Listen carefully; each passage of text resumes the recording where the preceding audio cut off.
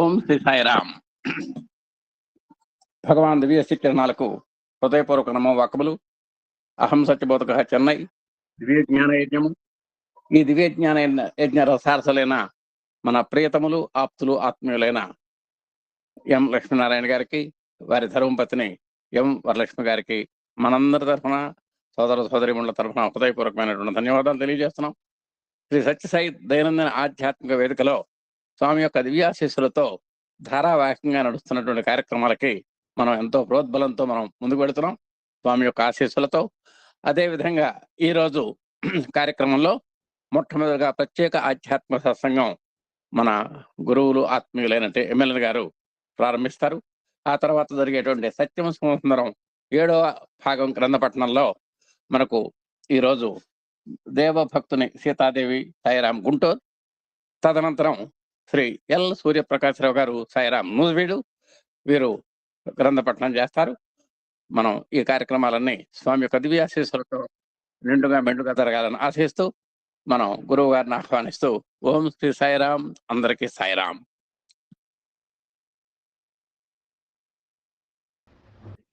అందరికీ సాయిరాం అండి. వినపడుతుందా? Okay sir. ఎందుకంటే ఫస్ట్ టైం నేను కొత్త డివైస్ లో మాట్లాడుతున్నాను.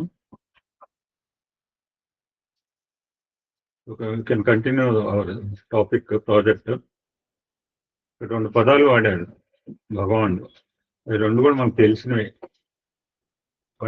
హితము అండ్ మితము. ఇది 2 రకాలుగా అవసరం. ఫుడ్కి అవసరము, మాట్లాడటానికి కూడా అవసరం. ఏం చెప్తున్నాడు పరమాత్మ చూద్దాం ఈ అంశంలో. అడ్రసింగ్ అర్జునం, మిమ్మల్ని నన్ను కాదు. అర్జునుడు చెబుతున్నాడు, మనం వింటే వింటాం, లేకపోతే లేదు. మనల్ని వినమని కూడా చెప్పలేదు. అర్జునుడు చెబుతున్నాడు అంతే. నీవు ఇంద్రియ నిగ్రహం మాత్రమే చేయి. విషయ ఆసక్తి ఉన్న దోషములను విసర్జించు. ఈ మాట మనం అనుకున్నాం. ఒక విషయం ఉంటే దాంట్లో ఉన్న pros and cons, good and bad, అది విషయంలో ప్రవేశించు, వద్దంట్లో అయినా విషయంలో జీవించవచ్చు కూడా. సంసారాన్ని విసర్జించమని, ఆలుబిడ్డలు త్యజించమని, ఆస్తిపాస్తులు విడుచుకొని ఏ వేదాంతం చెప్పట్లేదు.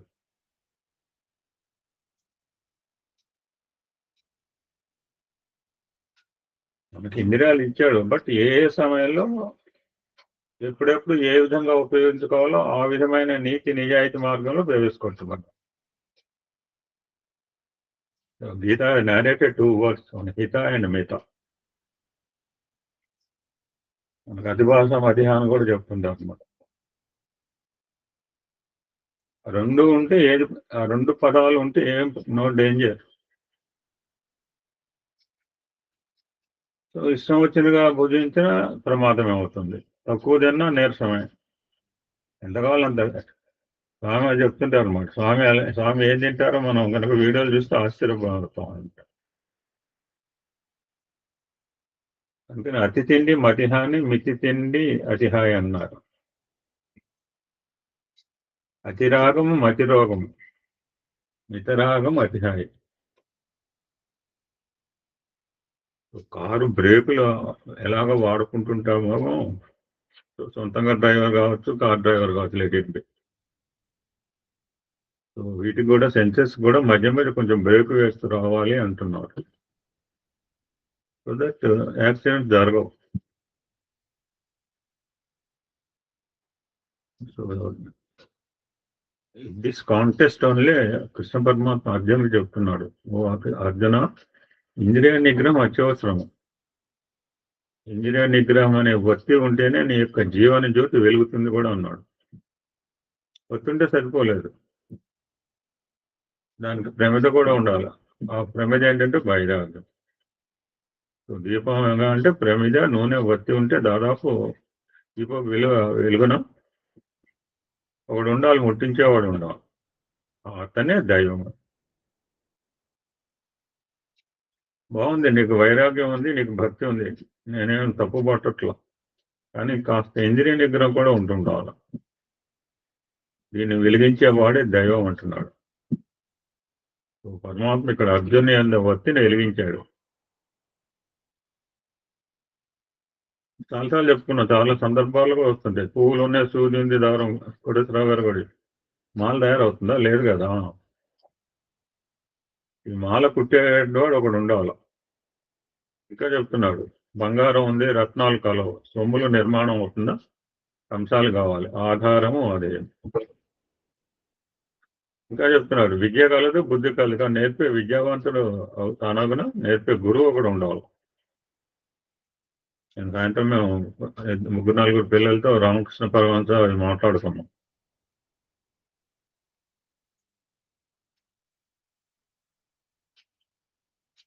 ఒక బోర్డు ఉంది స్కూల్లో, పిల్లలు పెద్ద అక్షరంతో రాసి పెట్టారు, ఏ అని బోర్డు మీద ఉంది. పిల్లవాడు కళ్ళతో చూస్తున్నాడు, కన్నులు బాగా ఉంటున్నాయి, అక్షరాలు కూడా చాలా పెద్దగా ఉన్నాయి. మనం చదువుతుంటే లెటర్ మన సార్ అన్నారు, ఈనాడు పేపర్లు చిన్న అక్షరాలు కూడా చదివాని చెప్పి. So great sir. మేము 15 సంవత్సరాల క్రితమే లోపల లెన్స్లు వేయించుకున్నాం. ఇప్పుడైతే చిన్నపిల్లగా వస్తున్నాయి అంటే మనం ఏం చెప్పలేము. అది 80 సంవత్సరాల వాడు కళ్ళజోడు లేకుండా ఆగే పేపర్ చదువుతాడు.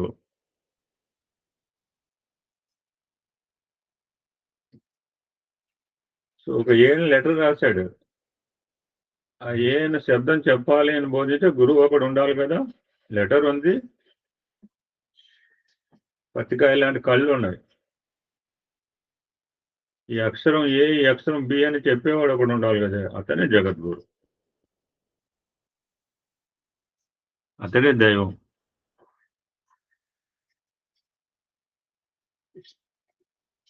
So follow Sadguru, follow the master అంటే అది. నేను మేము చెప్పుకున్నాం ఆరాధ్యాలు. ఫాలో ద మాస్టర్ అంటే సద్గురు, అతడే గురువులకు గురువు, అతడే దైవం. మన అదృష్టం కొద్ది గురువు దైవం కదా. మనం అంటే ఎంచుకున్నా, మీరు అందరూ ఎంచుకోమని ఎంచుకున్నారని చెప్పట్లేదు, తెలియజే అవకాశం ఉంది.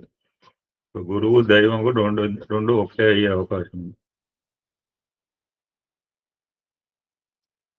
So control of the senses తో జీవితం ఇమిడి ఉంది అని స్వామి చెప్తున్నాం. ఇంకో ముఖ్యమైన విషయం అండి, ఈరోజు బహుశా అర్ధరాత్రి స్టార్ట్ అయింది స్వామి సీరియల్, స్వామి సినిమా అనంత. ఇది జియో హాట్స్టార్ లో వస్తుందండి, చూడండి. నేను కొంతపాటు ఉంది, మార్నింగ్ చూసిన, బహుశా మిడ్-నైటే స్టార్ట్ అయింది ఆల్రెడీ.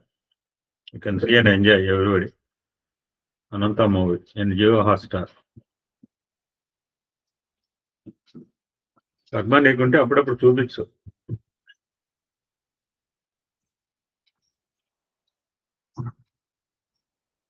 రెండు పదాలు ఉన్నాయి, జ్ఞానము అజ్ఞానం. ఒకటి వస్తే ఒకటి పోతుంది. Thank you. జ్ఞానం చేత అజ్ఞానాన్ని తొలగించుకున్నతో సమస్త దుఃఖంలో తొలగిపోవునని గీతాచార్యుడు చెప్తున్నాడు. ఈ దేహం అనేది ఒక ఉపాధి, అంటే రకరకాల పనులు మన ఉపాధి అనుకుంటాం. అదే అలాగా కాకుండా దేహం, బాడీ ఇట్సెల్ఫ్ ఉపాధి అంటున్నారు. ఈ ఉపాధిని ధరించడం చేతనే మానవునికి దుఃఖంలో, బాధంలో, కష్టంలో గురి అవుతున్నాం. What is the base for this body? కర్మానం బంది మనిషిలోకి భగవద్గీత ఆశలు వచ్చింది. దేహానికి మూల కారణం కర్మ. కర్మకి ఏంటి బేస్ అంటే రాగద్వేషంలో అంటున్నారు. ఈ రాగద్వేషాలకు మూల కారణం ఏంటంటే ద్వైతం. ఎక్కడెక్కడికి తీసుకెళ్తున్నారు? ద్వైతానికి ఆధారం అజ్ఞానం. ఫైనల్ గా అజ్ఞానం చేతనే దుఃఖం కలుగుతుంది. ఆ దుఃఖం తొలగించుకోవాలంటే దాంతో పోట్లాడితే పోతుందా, లేకపోతే దాన్ని తిరితే పోతుందా, దాన్ని విమర్శిస్తే పోతుందా? కాదు. అజ్ఞానం తొలగవలన అనే పదం తొలగించారు, జ్ఞానమే అవసరం.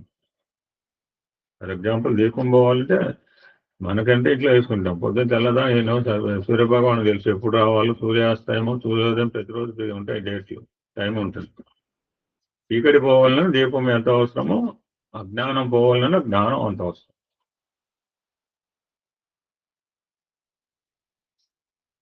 ఈ అజ్ఞానం అనే మాలిన్యము కప్పుకోవడం చేత బ్రహ్మ జ్ఞానము, ఆత్మ చైతన్యము మరుగడిపోతుంది.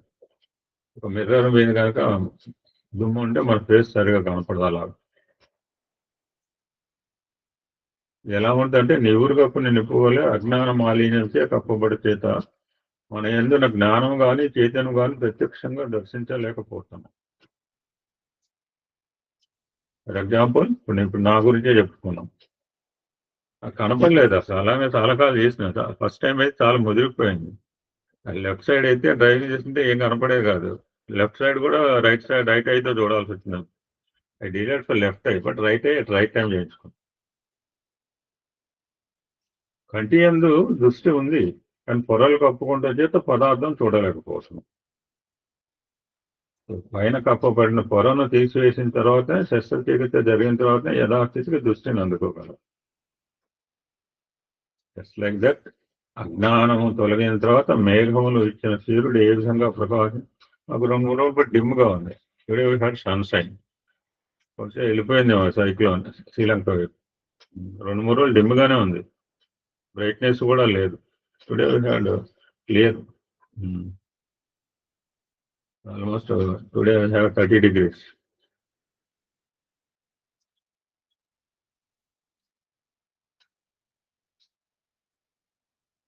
ఇంకో మాట వాడారు భగవద్గీతలో, మమాయి వాంసో జీవలోకే జీవభూత సనాతన. నిన్న ఎసెన్స్ ఆఫ్ అదే ఎంత చెప్పినా చివరికి ఈ ప్రకృతి యావత్తు, విశ్వం యావత్తు జ్యోతితత్వము, small particle, smallest of cell దగ్గర నుంచి అంతా కూడా జ్యోతిర్మయ తత్వం అంటూ సార్ ఎకరు పెట్టాడు. నిన్న ఎసెన్స్ ఆఫ్ దట్ టాపిక్ అది. విశ్వం మొత్తం కూడా జ్యోతిర్మయ తత్వం, చిన్న జ్యోతి కావచ్చు, పెద్ద జ్యోతి కావచ్చు.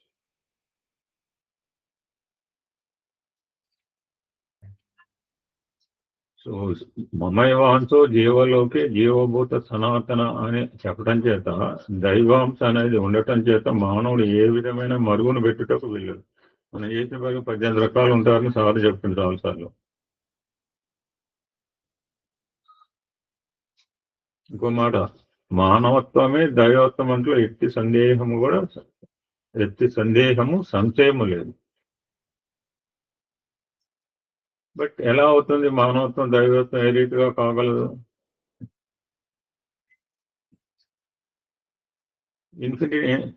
ఇన్ఫినిట్ అంటుంటారు ఒక మాట, అంటే సున్నాలు పెట్టి ఎన్ని చెప్పలేము. మానవుని యొక్క జీవితాన్ని అనంతంతో హెచ్చించినప్పుడు అదే విరాట్ స్వరూపంగా అవుతుంది. Man into infinity equal God. మానవుని యొక్క మనస్సుని దేంతో చేయాలి? అనంతంతో చేయాలి. 1, 2, 3, 4 అట్లా 99 లెక్కలతో కాదు. అలాగ పెట్టుకుంటే చెప్పలేక అనంతం అనే ఒక మాట ఉంటుంది. ఇప్పుడు నేను అనుకోకుండా సినిమా పేరు కూడా అనంతం.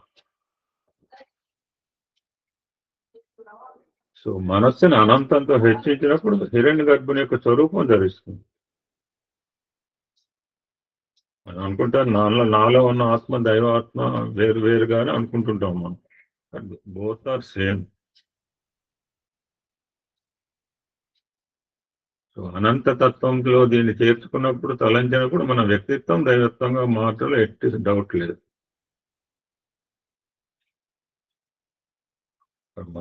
మనం అందరూ హ్యూమన్ బీయింగ్స్ కావటం చేత ఈ అనంత తత్వాన్ని మర్చిపోయి చాలా బాగా అంటాడు.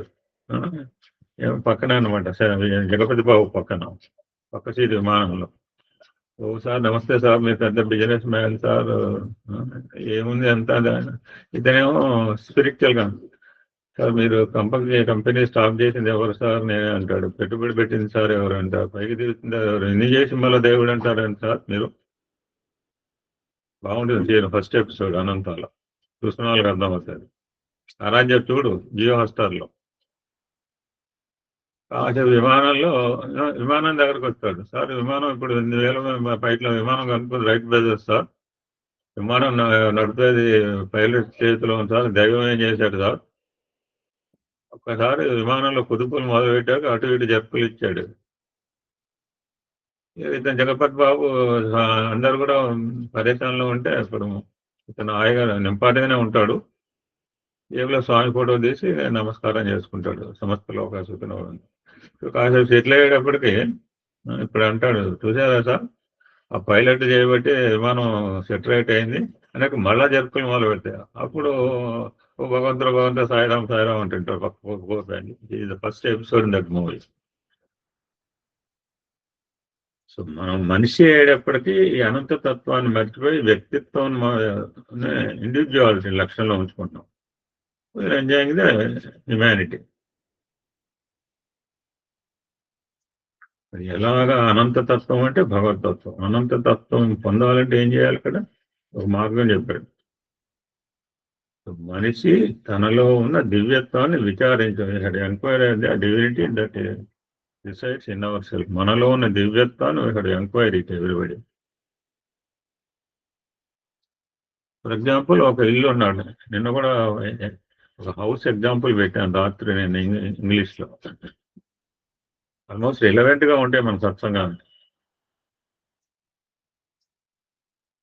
అది బాగుంది. ఆల్మోస్ట్ చూడండి, చూసి నాకు ఎస్ అని చెప్తే నాకు హ్యాపీ. నేను ఇవాళ ఈ టాపిక్ చెప్తాను అనుకోలేదు, నాకు తెలియదు. ఒక వ్యక్తి ఒక ఇల్లు కట్టి నిర్మించుకున్నాడు. అప్పటి నుంచి అది నా ఇల్లు నా ఇల్లు నా ఇల్లు అని అతను ఫీల్ అవుతున్నాడు. అతని పిల్లలు లేకపోవడం చేత అతను గతించిన తర్వాత ఎవరికో వారసులకు చెందింది ఇల్లు. అప్పటి నుంచి ఆ వారసుడు ఇది నా ఇల్లు నా ఇల్లు నా ఇల్లు అంటున్నాడు. ఈ వారసుడు దీనస్థితికి రావడం చేత ఆ ఇల్లు నమ్మేశాడు. ఆ కొన్నవాడు అప్పటి నుంచి ఇది నా ఇల్లు ఇది నా ఇల్లు. ఇప్పుడు మేము ఉన్నాం కట్టాడు. ఆ ఓనర్ వేరే ఇల్లు. మాకు అమ్మక ముందు నా ఇల్లు అనుకున్నాడు ప్రొపరేటర్. మేము కొనుక్కున్న తర్వాత మా ఇల్లు మా ఇల్లు మా ఇల్లు అని మేము అనుకుంటున్నాం. ఇది కట్టిన వాడిదా, వారసుడిదా, లేక కొన్నవాడిదా? హౌస్ ఇది సేమ్, మెటీరియల్ మారలేదు. ఇప్పుడు మారింది ఎవరు? వ్యక్తులు మాత్రమే. ఇల్లు శాశ్వతమైంది, వ్యక్తులు మాత్రం మార్చుకోగలుగుతారు. జస్ట్ లైక్ దట్ ఆత్మ శాశ్వతమైంది. యజమానుడు అనే మమత్వం మారుతూ వస్తుంటారు.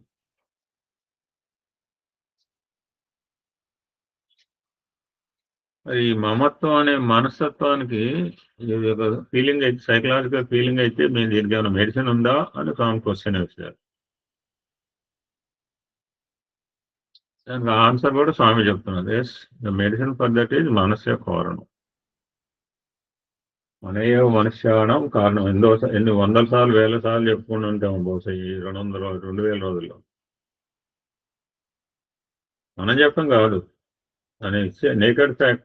శృతి అని స్మృతులు రెండు నిరూపిస్తూ వచ్చాయి. మనకు 5 ఇంద్రియాలు కనపడుతున్నాయి, కనపడదు 6 మన ఎంఆర్ఐలో కూడా కనపడదు. ఇది కనపడపోయినప్పటికీ అన్ని ఇంద్రియాలకి యజమాని మాస్టర్. మనస్సే లేకపోతే నేను ఇక్కడ ఇప్పుడు కూర్చోను, నేను మాట్లాడే అవకాశం లేదు. నేను పొద్దునుంచి కూర్చున్నాక 3 రోజులు అయింది, ఇవాళ నాకు టెన్యూర్ వస్తుందేమో, వస్తే మాట్లాడాలని చెప్పి కూర్చున్నా. కావున బికాజ్ ఆఫ్ మై మైండ్. అసలు మనస్సే లేకపోతే ఏ ఇంద్రియం అనగా కర్మేంద్రియం, లెట్ ఇట్ బి కర్మ అండ్ జ్ఞానేంద్రియాలు ఏవి కూడా తమ పనులు చేయలేవు. సో అంతర్వాహినిగా ఉంటుంది. మానవతా విలువలో ప్రేమ ఎలా ఉంటుందో ఇలాగా అంతర్వాహినిగా ఉంటుంది.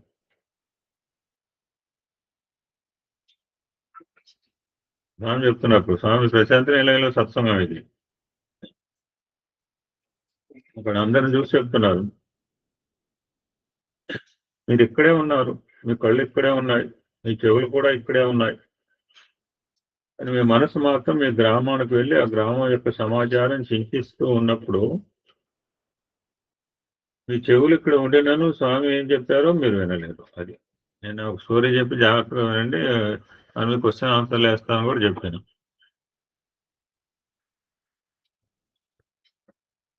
ఇది ఎట్లా తెలిసింది?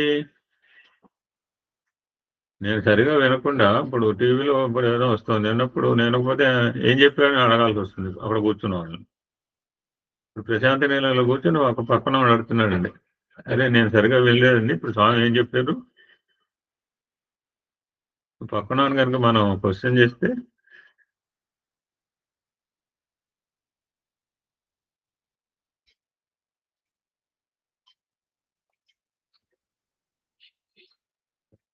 నా మనసు ఇక్కడ లేకపోయిందని అంటావు.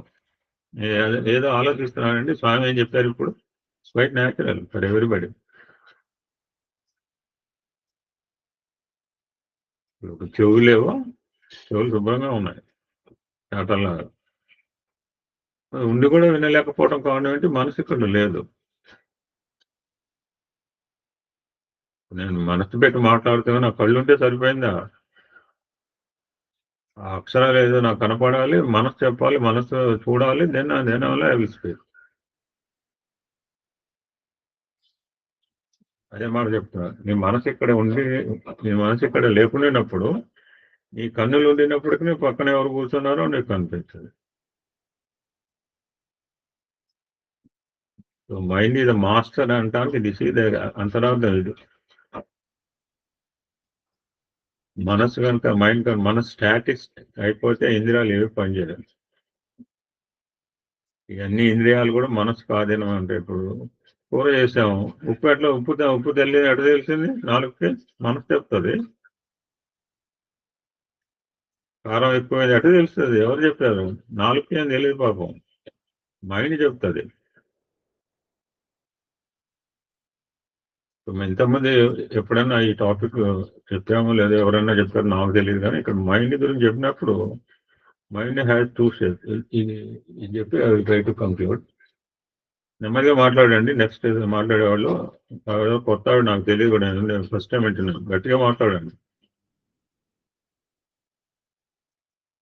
ఇక్కడ మైండ్ గురించి చెప్తూ, మైండ్ హ్యాస్ టూ షేప్స్, రెండు రూపాలు ఉంటాయి.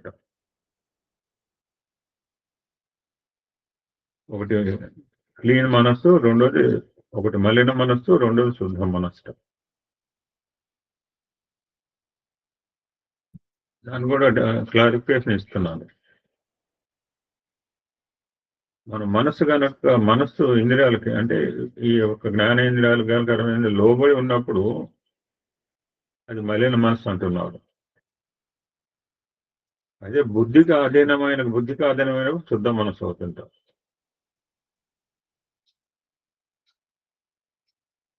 అర్థం కావడానికి స్వామి చేతులు ఎప్పుడు రుమాలు ఉంటుంది కదా, కుర్చీ మీద కూడా చేతి రుమాలు తీసుకున్నారు. దాని సహజ స్వభావం ఏంటి? వైట్. దాన్ని ఉపయోగించడం ఏమవుతుంది? మలినం అవుతుంది. అప్పుడు దీన్ని ఏం చేయాలి? మలిన వస్త్రం అంటారు. ఆకలి వేసినప్పుడు మలినం తీసేస్తాడు, మళ్ళీ అది పరిశుద్ధమైన వస్త్రంగా భావిస్తుంది. సింపుల్ గా చెప్తున్నారు చూడండి భగవద్గీత. ఎక్కడ పోతే నాకైతే హార్డ్షిప్ ఇంతవరకు అనుకోలేదు. రెండు వస్త్రాలు ఉన్నాయా? లేవు. మలిన వస్త్రము పరిశుద్ధ వస్త్రము రెండు లేవు, ఒకటే. మలినం చేరటం చేత అశుద్ధ వస్త్రం అంటారు, పరిశుద్ధం చేసినప్పుడు పవిత్రమైన పరిశుద్ధ వస్త్రం అంటున్నారు. పరిశుద్ధ ఆత్మ. ఆత్మ పరిశుద్ధి ఆ మాట కూడా అనకూడదు, గుర్తుపెట్టుకోండి. ఇది తెలియక అనిన్నాం కొన్ని పదాలు. దయచేసి ఇప్పుడు అసలు పదాలు వాడు. పరిశుద్ధ ఆత్మ అండి, నా ఆత్మ ఎప్పుడు పరిశుద్ధ ఆత్మ. ఆత్మకి మలినాలు లేవు, ఆత్మకి ఏం అంటదు. పరిశుద్ధ ఆత్మ అనే పదం వాడకూడదు. ఆత్మ శాంతి అనే మాట కూడా వాడకూడదు, కొడేస్తాం మనం. ఆత్మ శాంతి అనే తెలియక ఇద్దరికి వాడాము సార్. వాడెవడో పెట్టాడు ఆర్ఐపి అంటాం కాపీ కొట్టుకుంటూ.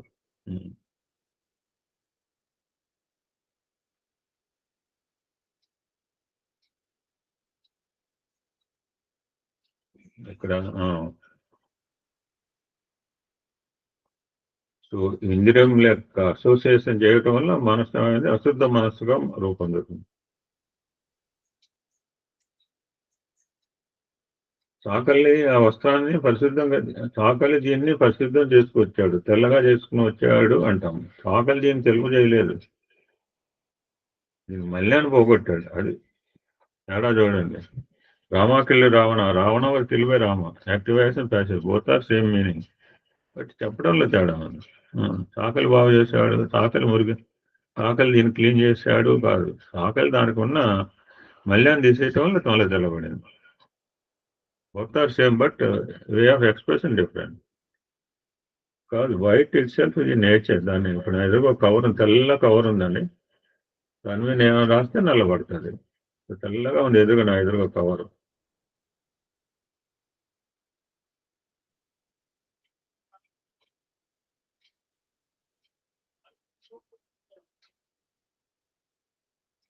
సో అంతఃకరణాల గురించి చెప్పినప్పుడు మనసు, బుద్ధి, చిత్తము, అహంకారం అని 4 రకాలు చెప్తుంటారు. అంతఃకరణ చతుష్టయం గురించి చెప్తుంది. కానీ ఇక్కడ మాత్రం స్వామి ఉన్నాడంటే ఇక్కడ చిత్తమనను మనసును ఒకే అర్థంగా గుర్తించాలి.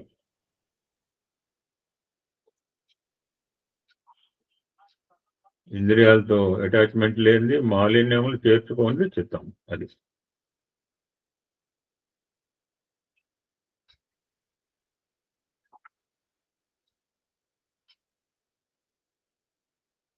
Okay. You can stop here. Possible you can continue tomorrow. జై సాయిరామ్.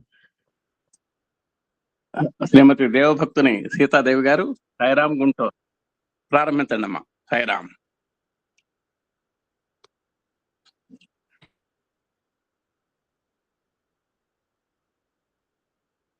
సీతాదేవి గారు స్టార్ట్ చేయండి.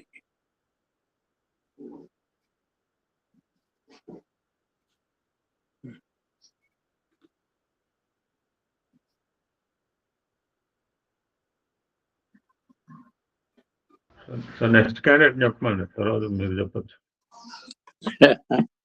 ఒక్క నిమిషం. ఇప్పుడే మీరు చెప్పండి. LSP continue. స్వామి ఇచ్చారు మీకు ఇవాళ, నో చేంజ్.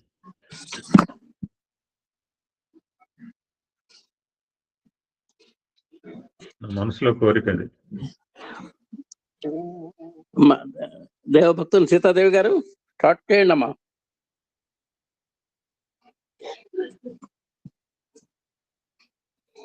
సార్ ఇక్కడ మీరు ప్రారంభించండి, ఇవాళ నో చేంజ్.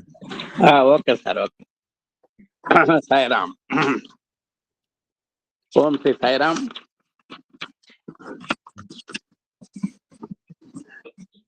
ఓంకార బీజరూపాయ సర్వేశాయ జగత్ ప్రథమాయ నమస్తభ్యం శ్రీ సాయి గణాధిప. అందరికీ సాయిరామ్ అండి. మనం గతంలో మన పాఠకులు, మన రేగుల సామ్రాజ్యం గారు 97వ పేజీలో ఉన్నారు. అంతకుముందు మన విశేషాలని కూడా చెప్పుకున్నాం. బొబ్బిలి శాస్త్రి గారి సహాయంతో మనకు చివరిలో తటస్థపడింది. నువ్వు మానవ సేవకు అంకితం చేసుకునే సమయం ఆసనం అయిందా అని స్వామివారు అన్నారు. భిన్నత్వంలో ఏకత్వం చెప్పడం జరిగింది. బాబావారు నెమ్మదిగా ఆయన ఆశీర్వదించి నెమ్మదిగా కదిలిపోవటం జరిగింది. శాస్త్రి భగవాన్ బాబావారితో నాకు గల 30 ఏళ్ల భక్తి అనుబంధాల కాలంలో నాకు కలిగినటువంటి అత్యంత ఆశ్చర్యకరమైనటువంటి అద్భుతానుభవం ఇదేనని వారు కూడా చెప్పడం జరిగింది. ఇప్పుడు మనం ముందుకు కదులుదామండి. ప్రశాంతి నిలయంలో జరిగిన 2 సంగీతోత్సవాల్లోనూ భగవాన్ సంపూర్ణ జోక్య ప్రభావములు సుస్పష్టంగా గోచరించాయి. ప్రశాంతి నిలయం 2 జరిగినాయండి సంగీత మహోత్సవాలు. వాటిల్లో ప్రతి ఈవెంట్లో కూడా స్వామి యొక్క ప్రమేయం కనబడుతోంది. అవన్నీ కూడా ఆనందంగా సాగినటువంటి సంగీతోత్సవాలు. ఆ రోజుల్లో స్వామివారికి సంగీతం పట్ల కలిగినటువంటి ప్రేమ కానివ్వండి, ఆదరం కానివ్వండి, ఏ స్థాయిలో ఉన్నాయో, వాటి యొక్క వైభవం ఎలా ఉందో, వాటి యొక్క ప్రభావం ఎలా ఉంటుందో స్పష్టంగా జరిగింది. మొదటి సంగీతోత్సవ ప్రారంభమైనటువంటి దినమైనటువంటి ఇందులో 2 సంగీతోత్సవాలు జరిగినాయి అనుకున్నాం. ఒకటి 1994 నవంబర్ 19వ తారీఖున జరిగిందండి. అది కూడా పూర్ణచంద్ర ఆడిటోరియంలో మధ్యాహ్నం 2 గంటల నుంచి ప్రారంభమై అర్ధరాత్రి దాదాపు 1 గంట దాకా జరిగినాయి. ఆ స్థాయిలో ఎప్పుడు జరగల, కొద్ది గంటలు మాత్రమే జరిగినాయి. కానీ మరి ఇట్లా మధ్యాహ్నం ప్రారంభమై రాత్రి దాదాపు 1 గంట వరకు ఇవి జరిగినటువంటి సందర్భాలు లేవు. అంటే ఇదొక మరి 10 గంటలు, అదొకటి 11 గంటల సేపు నిర్విరామంగా జరిగినటువంటి సంఘటన. అదే తొలి అనుభవం అక్కడ ప్రశాంతి నిలయంలో. నాటి అర్ధరాత్రి తెల్లవారుజామున 1 గంట వరకు కొనసాగి ప్రశాంతి నిలయంలో స్వామి యొక్క దివ్య సమక్షంలో అప్పటి వరకు ఎన్నడూ జరగనంత సుదీర్ఘ సమయం పాటు సాగాయి. అంత నిడివిగా జరిగినటువంటి కార్యక్రమాలు లోగడ లేవు. ఒకరి తర్వాత ఒకరుగా తమ సంగీత కళా ప్రావీణ్యతలను భగవానుల దివ్య పద సన్నిధిలో సమర్పించిన కళాకారులు ప్రతి ఒక్కరి ప్రదర్శనానంతరం భగవాన్ వేదికపైకి వెళ్ళి జ్ఞాపికలు ప్రదానం చేస్తూనే ఉన్నారు. ఆ విధంగా 1 by 1 వారి యొక్క కళా ప్రావీణ్యతలను దాటుకున్నటువంటి నేపథ్యంలో ప్రతి ఒక్కరికి కూడా మరి ఒకరి పూర్తి అవ్వంగానే స్వామివారు వేదికెక్కటం, ఆ సంగీత కళాకారుడికి, ఆ సంగీత విద్వాంసుడికి సరైనటువంటి పారితోషికం ఇవ్వటం, ఇవన్నీ జరగటం అనేది ఆనాడు చాలా విశేషంగా మనం చెప్పుకోవడానికి అవకాశం ఉంది. అందరికీ ఒకేసారి ఇవ్వటం కాదు, ఎవరి కార్యక్రమం అనంతరం వారికి వెళ్ళి అక్కడ చక్కగా ఒక స్వామి ఆ సృజించినటువంటి పదార్థం కానివ్వండి, ఏదైనా అక్కడ నియమితమైనటువంటి బహుకరణలు కానివ్వండి ఇచ్చి వారిని సంతోషపరిచినటువంటి సంఘటనలు ఉన్నాయి. వారిలో చాలా మంది కళాకారులు భగవాను సృజించి స్వయంగా ప్రసాదించినటువంటి అపూర్వ దివ్య ప్రేమ కానుకలను స్వామి దివ్య హస్తాల మీదుగా అందుకున్నారు. ఎంతో మంది సాటి లేని మేటి కళాకారులు ఆ వేదిక మీదకి రావటం, వారి యొక్క ప్రాభవాన్ని చాటుకోవటం, అంటే స్వామి యొక్క దివ్య సన్నిధిలో స్వామి వారి చేత బహుకరింపబడటం, వారి దివ్య హస్తాల మీదుగా ఆ బహుకరణలు అందుకోవటం అనేది ఆనాడు జరిగినటువంటి విశేషాలు. సంగీత సామ్రాట్టులు, విదుషీమణులు, నాద బ్రహ్మ, సంగీత కళాధినాథులకు సాయినాథులకు వినమ్రులై ప్రణమిల్లి ఆనంద పారవశ్యంతో శరణాగతులైనారు. వాళ్ళు కూడా సంగీత సామ్రాట్స్ వచ్చారు. సామ్రాట్ అంటే సంగీత మహారాజ్యానికి చక్రవర్తి అని అర్థం.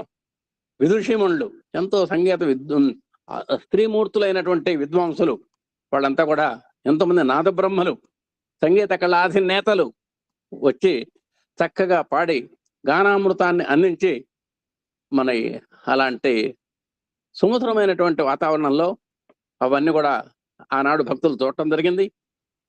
వారు కూడా ఆ విధంగా స్వామివారు బహుకరిస్తుంటే పాదాలకు నమస్కారం చేసుకొని ఆనంద పారవశ్యంలో నిమగ్నులైనారంటే మనకు అవి అన్ని కూడా కళ్ళకు కట్టినట్టుగా కనబడుతోంది. ఆ దృశ్యాలను వీక్షించడం అశేష భక్త ప్రేక్షక జనులకు రోమాంచితమైనటువంటి అనుభవం. ఇక కింద ప్రేక్షకులకి వెంట్రుకలు గగురుపాటు పడి వస్తున్నాయి. రోమాంచితాలంటే అవి. ఆ విధంగా వారి యొక్క ఆనందంతో పాటు వీరి యొక్క ఆనందం కూడా పడి ఆ మేనంతా కూడా ఆ పులకాంకురమై, అంటే వెంట్రుకలు నిక్కబొడుచుకొని వారు ఆనందాన్ని అనుభవించినటువంటి సంఘటన జరిగింది. భగవానుల యొక్క దివ్య సన్నిధిలో ఆ కళాకారుల ముఖాల్లో వెలిగిపోతున్నటువంటి ఆనందం, ఆ అత్యున్నత దివ్య కళాపీఠంపై తమ సంగీత కళా ప్రావీణ్యతలు సమర్పించడంతో తమ జన్మలకు సాఫల్యత సిద్ధించిందన్న భావన వారి హృదయాల్లో నుండి, సంతృప్తత వారి వదనాల్లో ప్రతిబింబిస్తోంది. ఆ విధంగా మరి స్వామి యొక్క సన్నిధిలో వాళ్ళంతా కూడా, ఆ కళాకారులంతా కూడా తమ నైపుణ్యాలను ప్రదర్శించడం, వారితో పాటుగా ప్రేక్షకులకు శ్రోతలకు కూడా ఆనందంతో వెలిగిపోవటం, ఆ దివ్య కళాపీఠం మీద ఆ సంగీత కళా ప్రావీణ్యత సమర్పించడంలో మరి ఇక మాకు జన్మ ధన్యమైంది. ఎన్నో సాధారణమైనటువంటి వేదికలు, సాధారణమైనటువంటి సభల్లో వారు నేర్పుగా ఓర్పుగా ప్రదర్శించిన సంఘటనలు వాళ్ళు చూశారు. కానీ స్వామి యొక్క సమక్షంలో ఒక దివ్య పీఠం మీద ఈ విధంగా జరగటం అనేది వాళ్ళ జీవితం ధన్యమైందని వాళ్ళు భావించారు. పరిపూర్ణమైన సంతృప్తితో నిన్నటువంటి హృదయాలతో నిండిపోయారు. సంతృప్తత వారి వదనాల్లో ప్రతిబింబిస్తోంది చక్కగా కూడా. ఆ విధంగా దివ్య ప్రేరితులు, భక్తి ప్రపూరితులు అయినటువంటి ఆ సంగీత కళాకారుల్ని, దివ్యావతారిని పట్టి బంధించే ఉదాత్త దివ్య ప్రేమ బంధమును గురించి ప్రస్తావించుకొని ఉల్లాస ఉత్సాహాలతో ఆనందంగా ప్రస్తుతించుకునేటువంటి సమయం, సందర్భం ఇప్పుడు మన ముందున్నాయి. మరి వాళ్ళంతా కూడా మామూలుగా ప్రేరితులు కాదు, దైవానుగ్రహ ప్రేరితులు. వాళ్ళంతా కూడా అంతగా పాడారు. భక్తి ప్రపూరితులు, సాక్షాత్తు స్వామియే భగవంతుడు, భగవత్ సన్నిధిలో మనం పాడుతున్నాము అని అక్కడికి వచ్చినటువంటి కళాకారులంతా కూడా స్వామిని ఒక దివ్యావతారిగా భావించి, ఆ దివ్యావతారికి తమకు ఉన్నటువంటి బంధాన్ని ఒక ప్రేమ బంధంగా చిత్రీకరించుకొని ఆ విధంగా ఎక్కడ ఎనలేనటువంటి ఉత్సాహంతో, తొలలేనటువంటి ప్రోత్సాహంతో వాళ్ళ ఆనందంగా ఉబిళ్ళూరుతున్నటువంటి సమయం అన్నమాట అది. అవన్నీ కూడా మనం ఒక్కసారి ఊహించుకొని మనం కూడా ఆనందానుభూతిని పొందేటువంటి పరిస్థితి ఇది. భగవాన్ శ్రీ సత్యసాయిబాబా వారికి సమకాలికులుగా జీవించే సద్భాగ్యమును పొందినటువంటి ప్రఖ్యాతులకు కొందరు భారతీయ సంగీత కళాకారుల జీవితాలపై స్వామివారు ప్రసరించినటువంటి ప్రగాఢ ప్రభావాలను గురించినటువంటి ఆసక్తి రేకెత్తించే అద్భుత గాథలు కొన్నింటిని మనం ఇప్పుడు గుర్తు చేస్తున్నాం. ఇప్పుడు మనం దేంట్లోకి వెళ్తున్నామంటే, ఆ విధంగా స్వామి యొక్క సన్నిధిలో తమ యొక్క గానామృతంతో ఆ కళను పండించినటువంటి మహానుభావులు ఎంతో మంది ఉన్నారు. సంగీత కళాకారులు వాళ్ళ జీవితాల మీద కూడా, అంటే కేవలం ఏదో ఇక్కడికి వచ్చి పాడి స్వామి చేత పురస్కారాన్ని పొంది, స్వామి యొక్క నమస్కారాన్ని పొంది సంతృప్తి పడటమే కాదు, వాళ్ళ నిజ జీవితాల్లో కూడా అనూహ్యమైనటువంటి సంఘటనలు జరగటానికి స్వామి యొక్క కరుణాపూరితమైనటువంటి మన దృష్టి ఎలా పడింది, ఏ విధంగా వాళ్ళు ఆపద సమయాల్లో కాపాడపడ్డారు, క్లిష్ట సమయాల్లో ఎలా ఆపద నుంచి ఉద్ధరణ పొందారు అనేటువంటి సంఘటనలు కొన్ని మనం ఎన్నో జరిగినాయి. వాటిని మనం చూచాయిగా కొన్ని పరిశీలిద్దాం. శ్రీమతి ఎంఎస్ సుబ్బులక్ష్మి, శ్రీ శివకుమార్ శర్మల గురించి భగవాన్ దివ్య చరిత్ర జీవిత చరిత్ర అయినటువంటి సత్యం శివం సుందరం 5వ భాగంలో అంతకుముందే మనం చదివి తెలుసుకున్నాము. ఇందులో ముఖ్యమైనటువంటి వాళ్ళు ఇద్దరు ఉన్నారు. శ్రీమతి ఎంఎస్ సుబ్బులక్ష్మి, అలాగే శ్రీ శివకుమార్ గారు. వీళ్ళకి సంబంధించినటువంటి స్వామితో ఉన్నటువంటి సాన్నిహిత సంబంధాలు, ఆయన యొక్క సన్నిధిలో గానకళా కచేరీలు చేయటం, ఆయన యొక్క దివ్యాశీస్సులు పొందినటువంటి సంఘటనలు మనకు సత్యం సుందరం 5వ భాగంలో ఇంతకు ముందే చెప్పడం జరిగిందని రచయిత చెబుతున్నారు మన నరసింహమూర్తి గారు. ఇప్పుడు అదే కోవకు చెందినటువంటి మరికొంతమంది జీవితాలను పరికించి ముఖ్యంగా పరిశీలిద్దాం. ఇప్పుడు వారిద్దరిని మనం పక్కన పెడితే, అంటే ఎట్లాగో మనం 5వ వాల్యూమ్లో మనం చదువుకున్నాం కాబట్టి వాళ్ళు కాకుండా మిగతా వాళ్ళని ఒకసారి మనం స్పృశించడానికి ప్రయత్నం చేద్దాం. గొప్ప సంగీతం ఎలాంటి నియమాలకు కట్టుబడి ఉండదు. అట్టి విలక్షణమైనటువంటి గొప్ప సంగీతం యుక్తి హేతుబద్ధతలకు అతీతమైనది. అందువల్ల అటువంటి గొప్ప సంగీతం ఒక ఉన్మత్తత వలె అనిపించినా అది తనదైనటువంటి విలక్షణ సౌందర్యంతో లావణ్యంగా సాగిపోతూ ఉంటుంది అంటాడు జార్జ్ పాన్ నాథన్. ఆయన కూడా సంగీతంలో మహా సాటి లేని మేటి. ఆయన అంటాట, సంగీతానికి నియమాలకు ఎట్లాంటి కట్టుబడి లేదు. అంటే సంగీతానికి ఎల్లలు లేవు. ఆ మాధుర్యాన్ని గ్రోలటానికి, ఆ మాధుర్య మహిమను చూపించడానికి కళాకారుడిలో కానీ, ఆస్వాదించడానికి శ్రోతల్లో కానీ ఎక్కడ ఎల్లలు లేవు. ఒక విలక్షణమైనటువంటి గొప్ప సంగీతం, దానికి హేతుబద్ధత లేదు, ఇలాగే పాడాలని లేదు. అలాంటి సంగీతంలో ఎన్నో మెళకువలు వారు చెప్పడం జరిగింది. ఆ విధంగా భక్తి మనస్సు పెట్టి కనుక పాడితే అక్కడ ఆనందాబ్ధిలో మనం ఓల్లాడటానికి అవకాశం ఉందని ఆయన రుజువు చేశారు.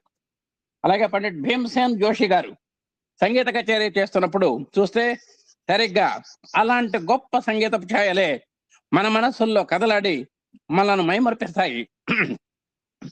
ఇప్పుడు ఇంకొక పేరు వచ్చింది మనకు, పండిట్ భీమ్సేన్ జోషి. ఈయన కూడా మహాప్రఖ్యాతమైనటువంటి సంగీత విద్వాంసుడు.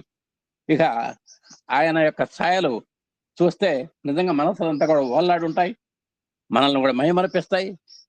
మరి కనులు మూసుకొని ఈ ప్రపంచాన్ని కూడా మరిచేటువంటి ముగ్ధమోహన సంగీత కళాకారుడు ఆయన. మరో లోకానికి చేరవేస్తాయి.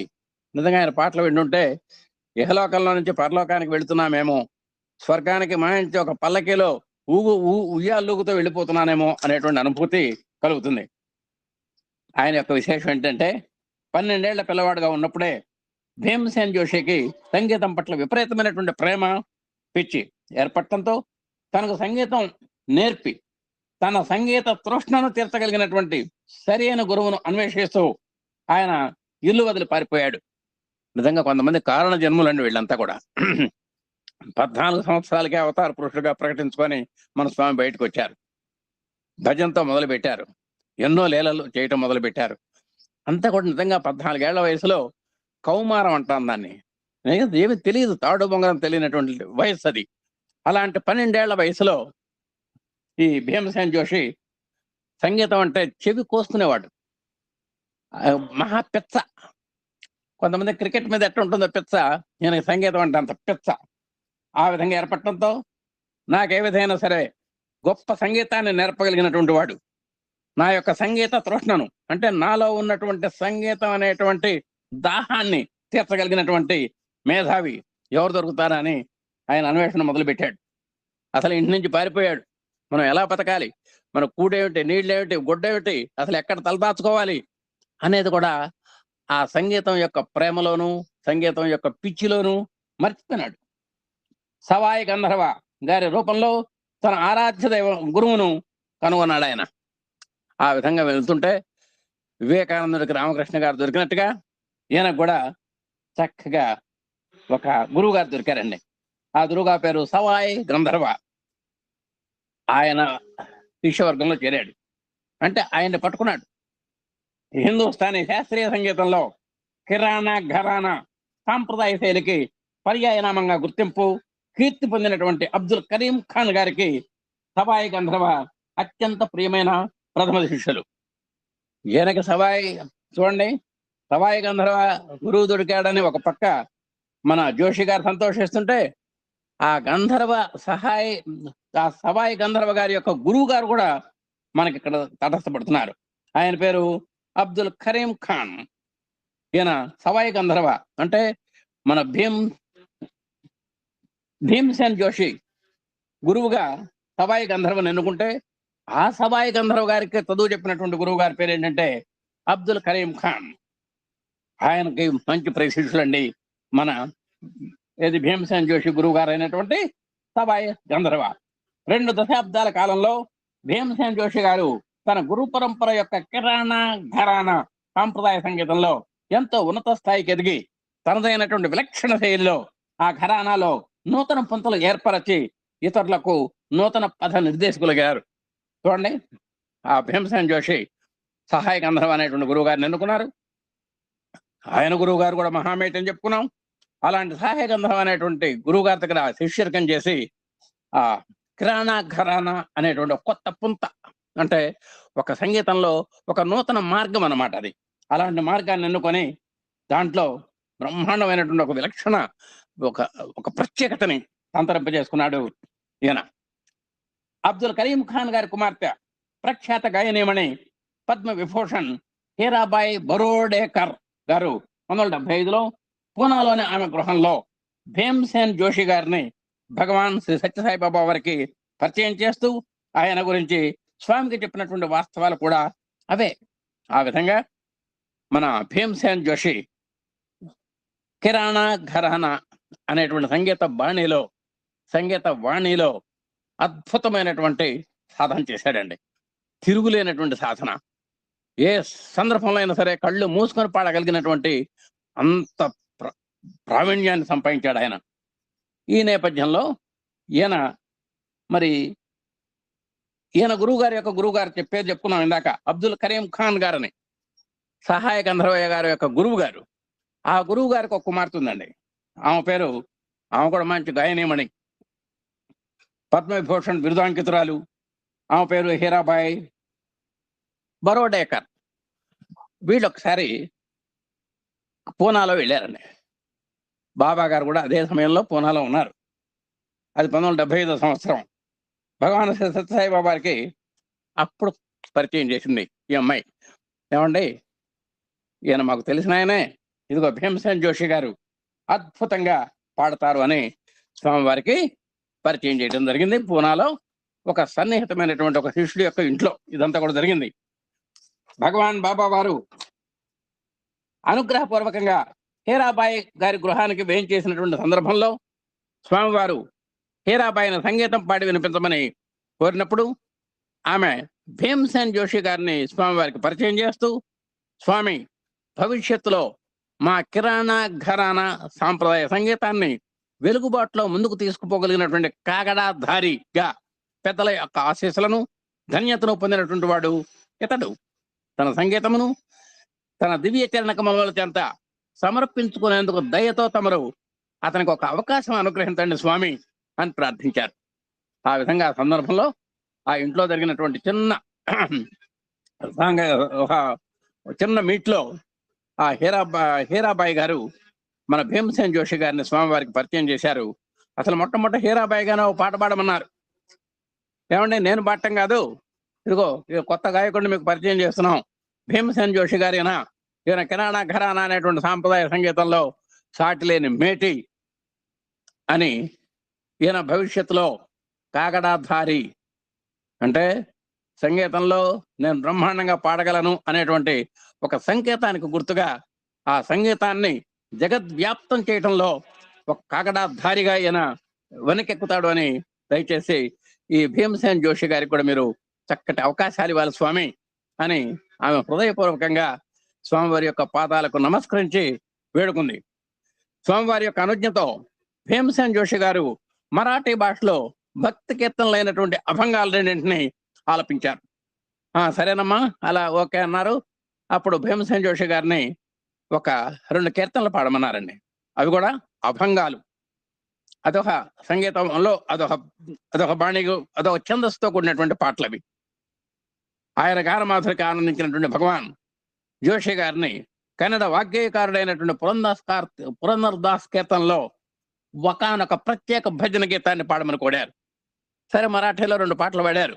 పాడిన తర్వాత స్వామివారు ఏం చేశారంటే ఒక పురందరదాస్ కీర్తనలో ఒకదాన్ని ఉటంకించి, ఏమయ్యా జోషి, ఇది కూడా పాడగలవా అన్నారు.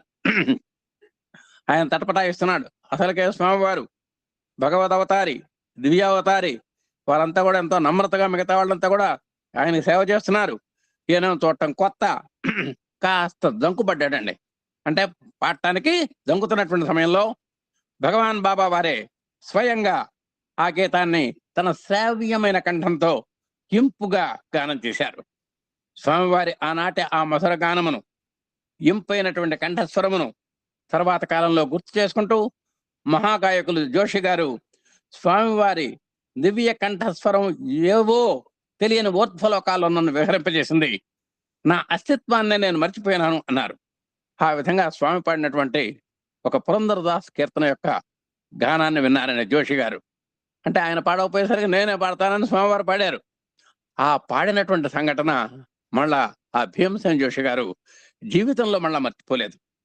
ఆ కంఠస్వరం కానీ, ఆ గాన మాధుర్యం కానివ్వండి, ఆ సంగీతం యొక్క విలువలు కానివ్వండి, ఆ స్వామివారి నోటి వెంట అద్భుతంగా జాలువారినటువంటి ఆ గానామృతాన్ని ఎంత మధురానుభూతితో ఆయన ఆస్వాదించాడో, ఇక ఆయన మాటల్లో ఊర్ధ్వలోకాల్లో నన్ను విహరింపజేసింది, ఎక్కడెక్కడ అధోలోకాలు కాదు, ఎక్కడెక్కడో నేను మంచి ఉన్నతమైనటువంటి స్వర్గాది లోకాల్లో తేలి ఆడుతున్నట్టుగా నాకుంది అని ఆయనే అన్నాడు. అంటే ఆ పాటలు ఏ స్థాయిలో ఉన్నాయో స్వామి యొక్క గొంతు ఆ రోజుల్లో, ఇది 1975 సంవత్సరంలో జరిగింది. మరి అప్పటికి స్వామికి కరెక్ట్ గా 49 సంవత్సరాల కంటే లేవు. నా యొక్క అస్తిత్వాన్ని నేను మర్చిపోయినాను అని ఆయన చాటుకున్నాడండి. ఆ సందర్భంలోనే స్వామివారు భీమసేన్ జోషి గారిని ప్రశాంతి నిలయానికి రమ్మని మనం ఆహ్వానించారు. అప్పుడు స్వామితో ఆయనకి పరిచయం జరగటం, వెంటనే ఆయన భక్తులుగా ఆమోదించుకోవటం, అబ్బాయి నువ్వు తరచుగా ప్రశాంతి నిలయానికి రావాలి అని ఆహ్వానించడం, అంతేకాక తాము ఆనాడు ఆలపించినటువంటి కన్నడ భజన గీతాన్ని పండిట్ జోషి గారు ప్రశాంతి నిలయంలో పాడేందుకు సంసిద్ధులే రావాలని కూడా భగవాన్ ఆదేశించారు.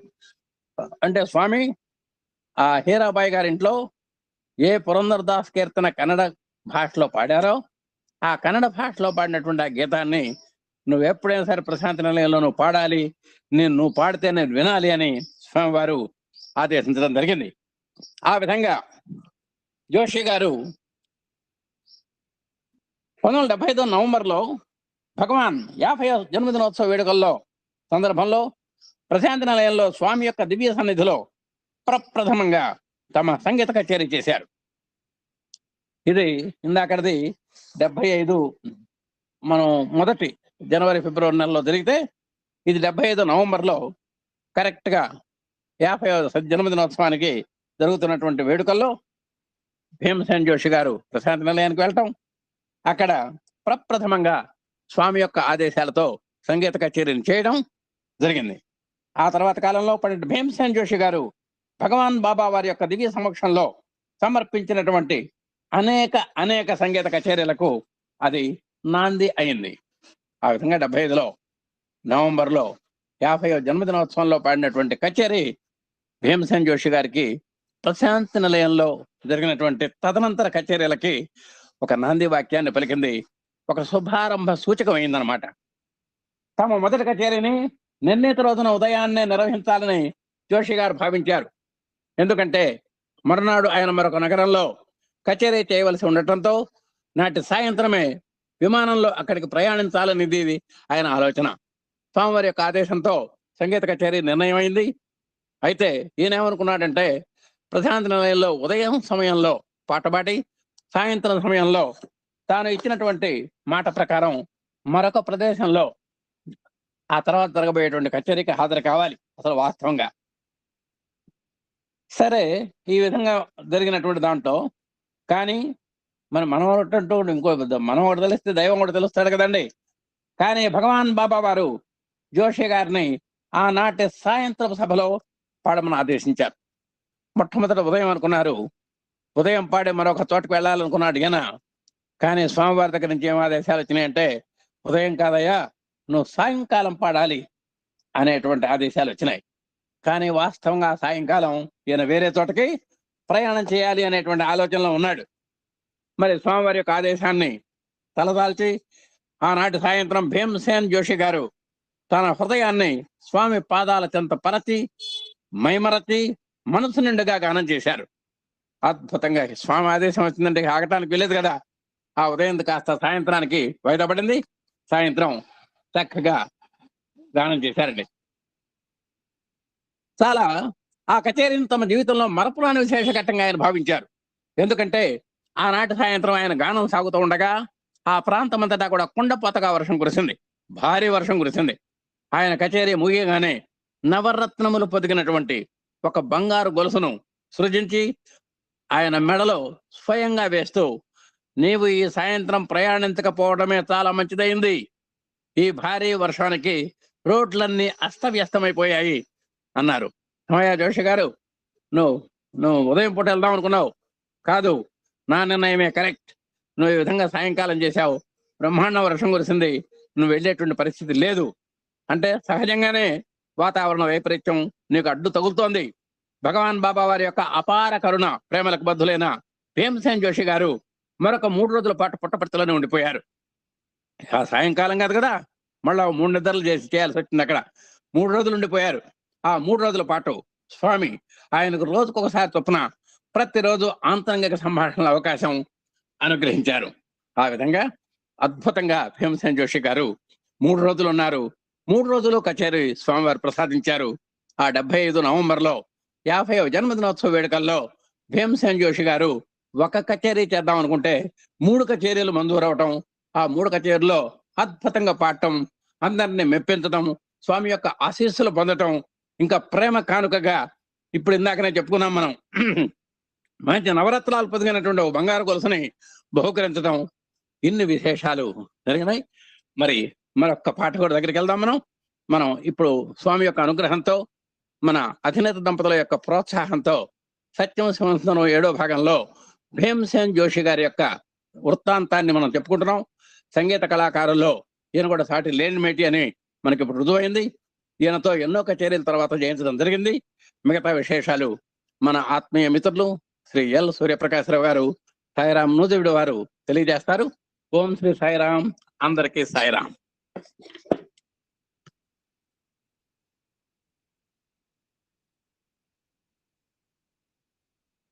సాయిరాం. ఎల్ ప్రకాశరావు గారు, సాయిరాం నూజివీడు.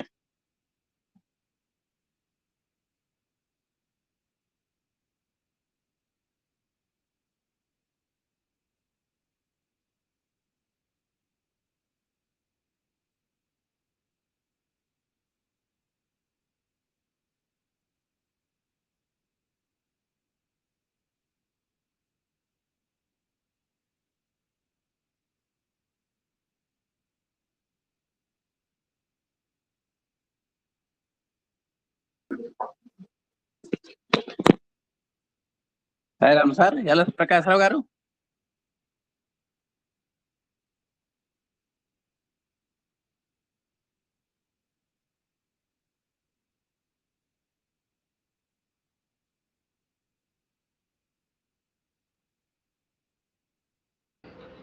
ఎవరన్నా చెప్పండి.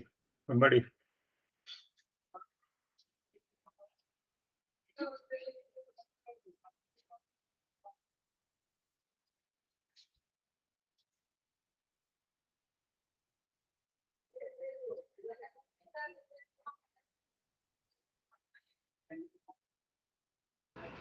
ఎవరి దగ్గర లేవో పుస్తకాలు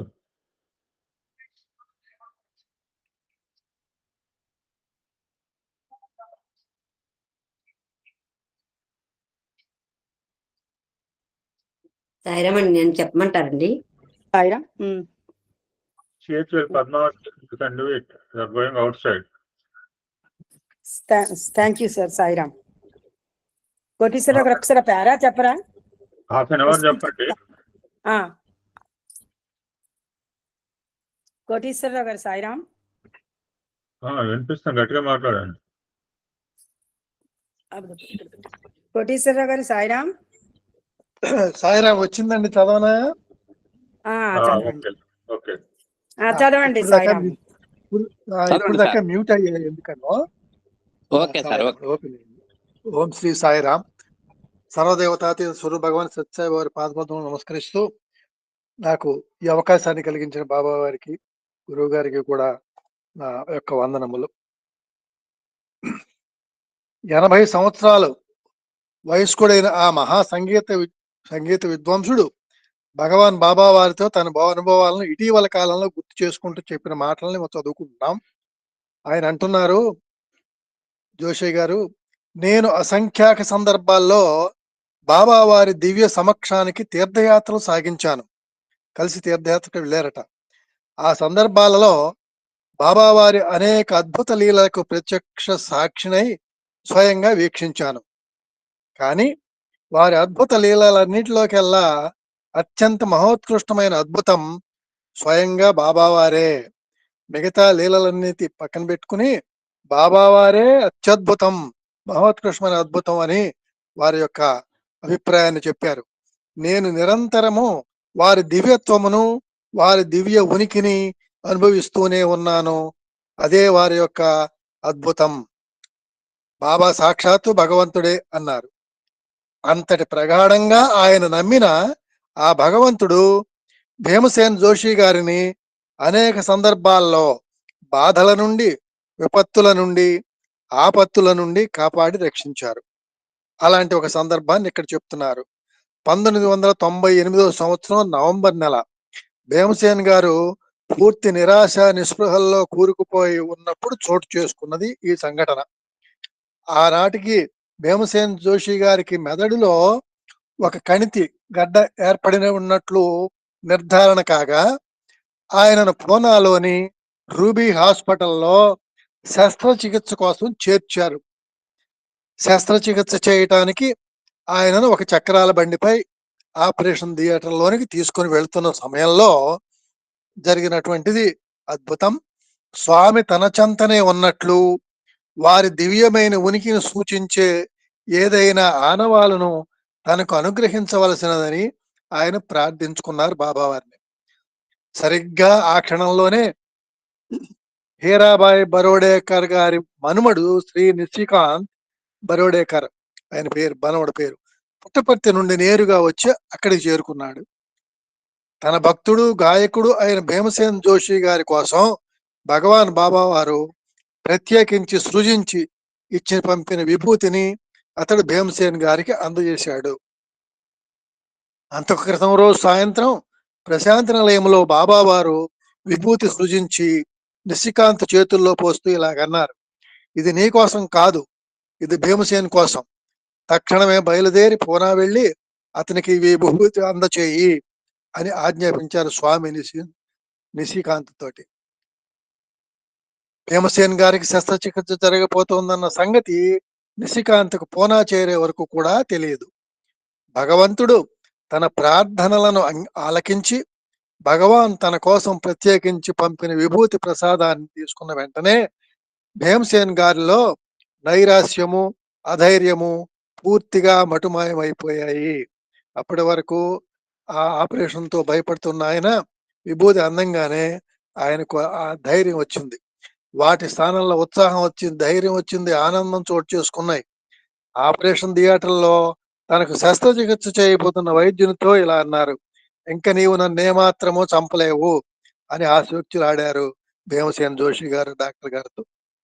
2001 జూలైలో గురు పూర్ణిమ పర్వదినోత్సవ సందర్భంలో ప్రశాంతి నిలయంలో భగవాన్ దివ్య సమక్షంలో పండిట్ భీమసేన్ జోషి గారు సంగీత కచేరీ చేశారు.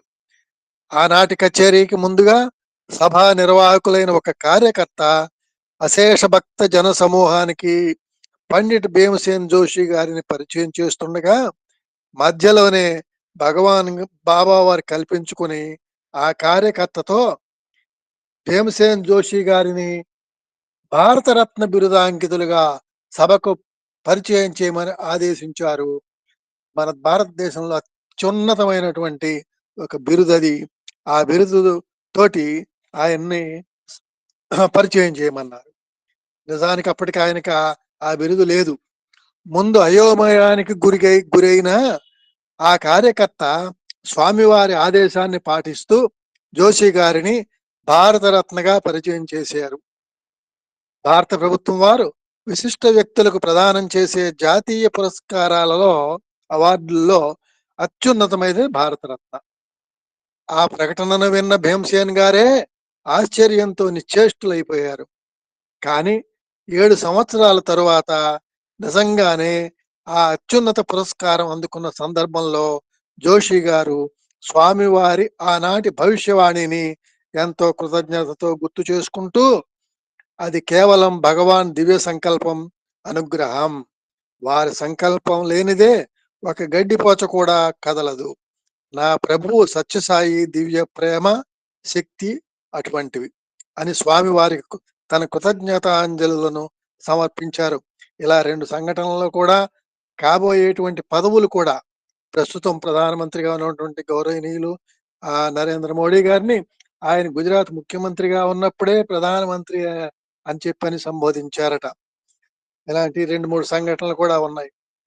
పద్మ విభూషణ్ హీరాబాయి బరోడేకర్ గారు కేవలం ఒక మహా సంగీత విద్వాంసురాలు మాత్రమే కాదు, ఆమె తన జీవిత కాలంలోనే షిరిడి సాయిబాబా వారిని, శ్రీ సత్యసాయిబాబా వారిని, ఇరువురు సాయి అవతార మూర్తులను దర్శించి సేవించే మహద్భాగ్యం పొంది ధన్యురాలైన అద్వితీయ విశిష్ట భక్తురాలు కూడా.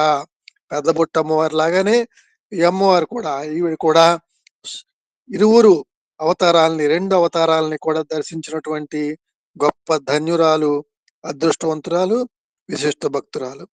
ఆమె కేవలం ఆవిడ ఎప్పుడు దర్శించిందంటే స్వామి షిరిడి సాయిబాబా వారిని కేవలం 6 ఏళ్ల ప్రాయపు బాలికగా ఉన్నప్పుడే అత్యంత అద్భుత రీతిలో శ్రీ షిరిడి సాయిబాబా వారు ఆమెను తమ దివ్య సన్నిధికి రప్పించుకున్న తీరు, బాబావారే రప్పించుకున్నారు. ఆ తీరు చాలా విచిత్రంగాను మార్మికముగాను గోచరిస్తుంది. అంటే అంతరార్థం వేరే ఉన్నదన్నమాట.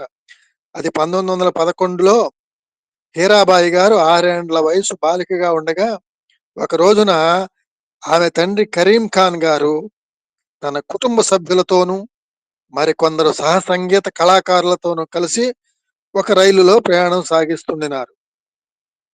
కరీం ఖాన్ గారు బరోడా మహారాజా వారి ఆస్థాన సంగీత విద్వాంసులు అవటం వల్ల ఆ రోజున ఆ రైలులో విశేష హోదాను అనుభవిస్తూ ప్రయాణిస్తుండిన ముఖ్యులలో ఆయన ఒకరు. రాజాస్థానం యొక్క విలువతోటి ఆయన ప్రత్యేకమైనటువంటి కేటగిరీలో వెళ్తున్నారు. సరిగ్గా రైలు కోపర్గాం స్టేషన్ చేరటానికి కొద్దిసేపటికి ముందుగా ఆయన 6 ఏండ్ల కుమార్తె హీరాబాయి ఉన్నట్లుండి తీవ్ర జ్వరానికి గురై సన్నిపాత లక్షణాలతో తెలివి తప్పింది. కరీం గారు కోపర్గాం స్టేషన్లో దిగి ఆ సమీపంలో ఏదైనా ఆసుపత్రి గాని, ఎవరైనా వైద్యులు గాని అందుబాటులో ఉన్నారేమోనని అక్కడి వారిని విచారించారు. ఆ సమీపంలో ఎలాంటి వైద్య సదుపాయాలు లేవని, అక్కడికి కొద్ది దూరంలోని షిరిడి గ్రామంలో ఉన్న సాయిబాబా వారి వద్దకు ఆ పాపను తీసుకుని వెళ్ళమని కోపర్గావ్లోని స్థానికులు కరీం ఖాన్ గారికి చెప్పారు. ఇదంతా దైవ నిర్ణయం. ఆ ప్రకారమే తన పరివారముతోనూ తోటి కళాకారుల బృందమును వెంట నిడుకుని తన కుమార్తెతో సహా షిరిడి గ్రామం చేరుకున్నారు కరీం ఖాన్.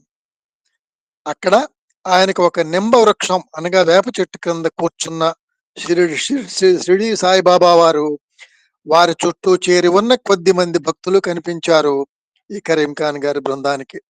బాబావారు తల పైకెత్తి ఖాన్ గారు వైపు చూస్తూ వారిని తమ సమీపానికి రమ్మని పిలుస్తూ, బచ్చీకో ఇధర్ లేకర్ ఆవో, ఓహ్ నహి మత్తి, అనగా బిడ్డని ఇక్కడికి తీసుకొని రా, ఆమె మరణించదు అన్నారు.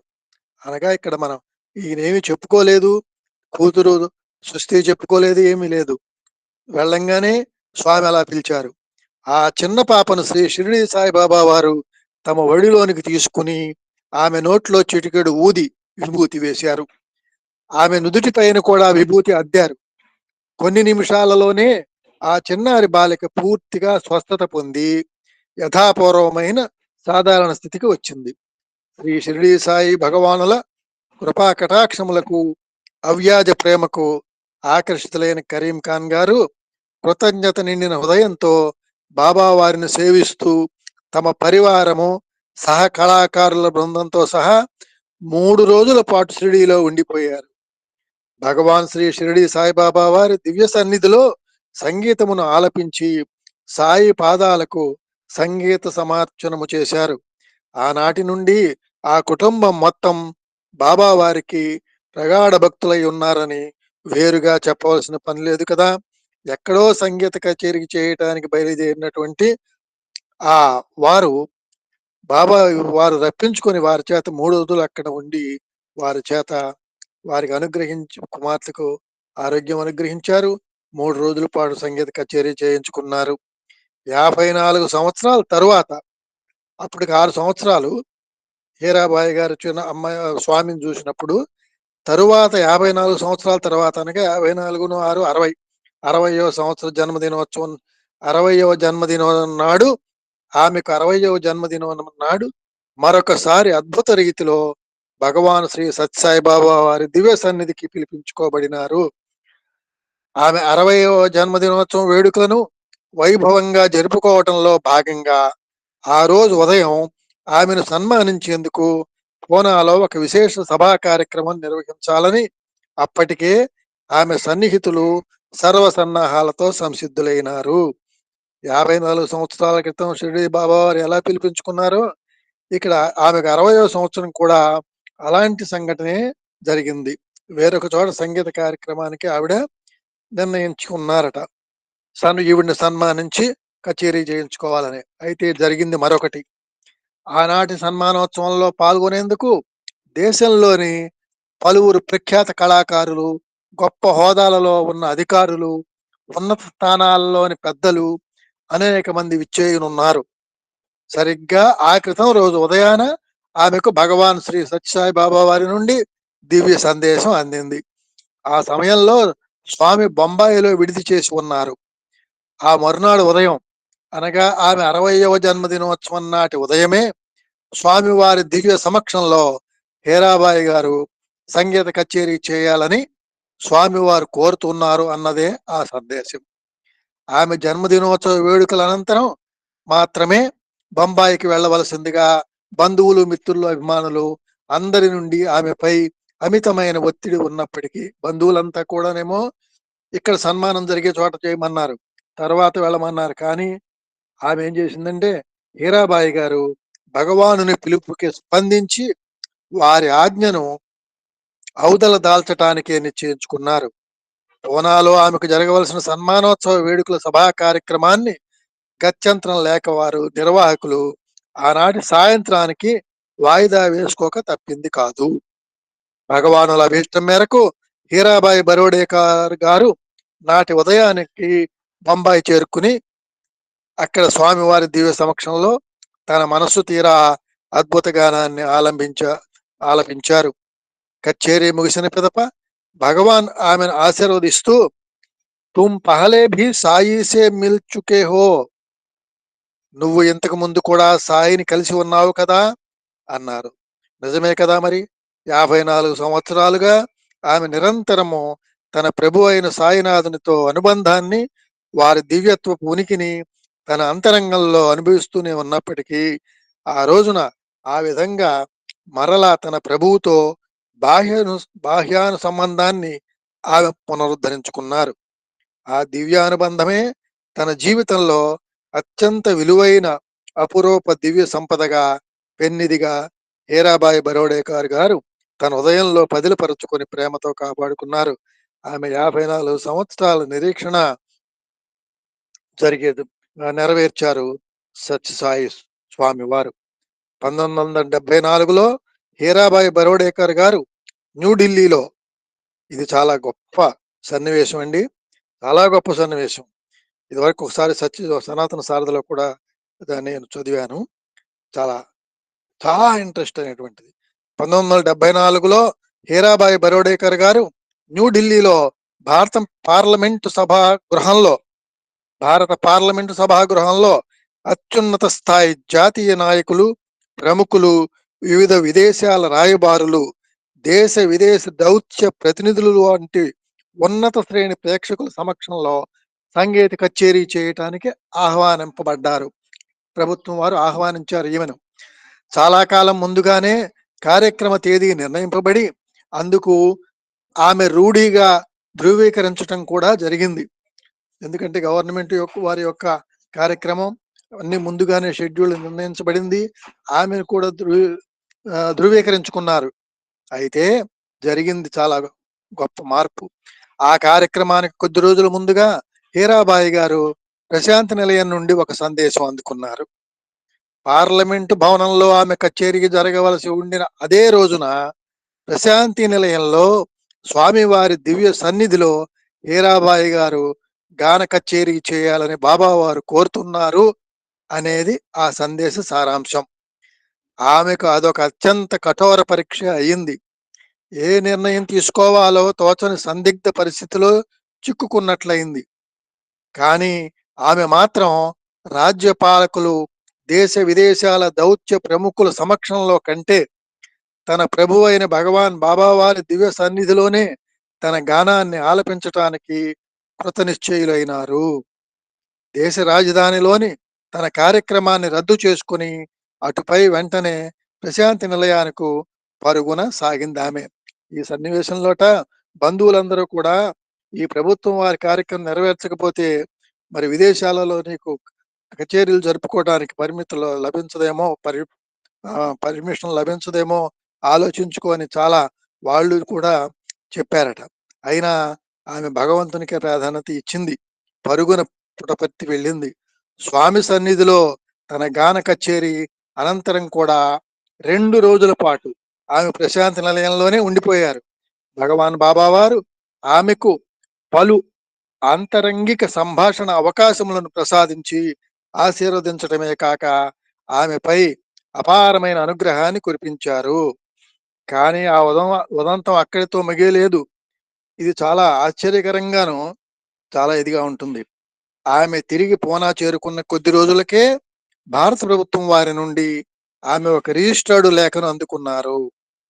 అంతకు ముందుగా నిర్ణయింపబడిన ప్రకారం పార్లమెంటు భవనంలో ఆ నిర్ణీత తేదీ నాడు అత్యంత ప్రశస్తముగా, శ్లాఘనీయముగా ఆమె చేసిన దివ్యమైన గాన కచేరీ కార్యక్రమానికి భారత ప్రభుత్వం తరపున ఆమెకు ప్రశంసలు, అభినందనలు తెలుపుతూ ప్రభుత్వ కార్యాలయం వారిచే వ్రాయబడిన లేఖ అది.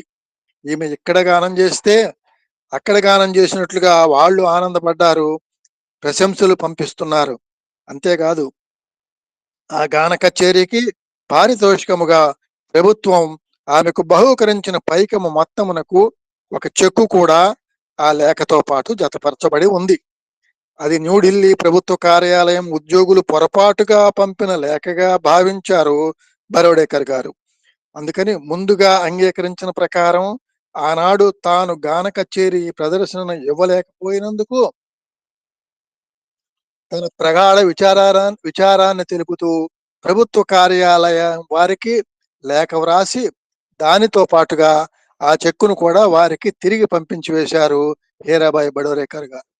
ఆమె నుండి ఆ లేఖను అందుకున్న న్యూఢిల్లీలోని ప్రభుత్వాధికారులు వెంటనే ఆమెకు ఫోన్ చేసి ఆ నిర్ణీత దినమున ఆమె సాక్షాత్తు అక్కడ పార్లమెంటు సభాభవనంలో అశేష ప్రముఖుల సమక్షంలో గాన కచేరీ చేసినట్లు, ఆమె సంగీత ప్రావీణ్యతకు ఆ సభలోని ప్రతి ఒక్కరూ ఆమెను ప్రశంసలతో ముంచెత్తినట్లు రూఢిగా ధృవీకరిస్తూ మరీ చెప్పటంతో ఆశ్చర్యపడటం ఈమె వంతు అయింది. అది కేవలం తన ప్రియతమ ప్రభు సర్వశక్తిమంతులు అగు శ్రీ సాయినాథులు దివ్య లీలా విశేషమే అని అప్పుడు గ్రహించగలిగారు హీరాబాయి గారు. హీరాబాయి గారి పాత్ర ఆయనే ధరించారు. మరి పక్కన ఆ సంగీత వాయిద్యకారుల పాత్రలు ఆయన ధరించారు. అంతటి మా గొప్ప మహిమను మనం తెలుసుకోవడం కూడా మన అదృష్టంగా భావిస్తున్నాం. హీరాబాయి గారి మనముడు నిశికాంత్ బరోడేకర్ ఆమెలోని సంగీత కౌశలంతో పాటుగా సాయిబాబా వారి పట్ల ఆమెకు గల భక్తి ప్రపత్తులను కూడా వారసత్వ సంపదగా పుణికిపుచ్చుకున్నాడు. నిశికాంత్ కూడా సంగీత విద్వాంసుడేట. అతడు చాలా చిన్న వయసులోనే గొప్ప తబలా వాద్య కళాకారుడిగా ఖ్యాతిని పొంది ప్రసిద్ధ శాస్త్రీయ గాత్ర సంగీత కళాకారులకు వాద్య సహకారాన్ని అందిస్తూ వారి వెంట దేశ విదేశాల్లో అనేక చోట్ల ప్రదర్శనలు ఇస్తూ ఉండేవాడు నిశికాంత్ బరోడేకర్. 2000 సంవత్సరంలో ప్రశాంత నిలయంలో భగవాన్ బాబా వారు శ్రీ సత్యసాయి మిరుపురి సంగీత కళాశాల ప్రారంభించినప్పుడు నిశికాంత్ బరోడేకర్ తనకు మంచి లాభదాయకమైన ఆదాయాన్ని ఇచ్చే వాద్య సంగీత వృత్తి జీవితాన్ని వదిలిపెట్టి ప్రశాంత నిలయంలో స్థిర నివాసం ఏర్పరచుకున్నాడు ఈ సంగీత కళాశాలను పనిచేయటానికి గాను. అయితే బయట జరిగే కొన్ని ముఖ్యమైన కచేరీలకు బాబా వారు అతనిని తమ కళాశాల ప్రతినిధిగా వెళ్లేందుకు ప్రోత్సహిస్తూనే ఉన్నారనుకోండి. మనోరంజకములు ఆకర్షకములు అగు నిశికాంత్ అనుభవాలను కొన్నింటిని అతని మాటలలోనే తెలుసుకుందామా అంటున్నారు.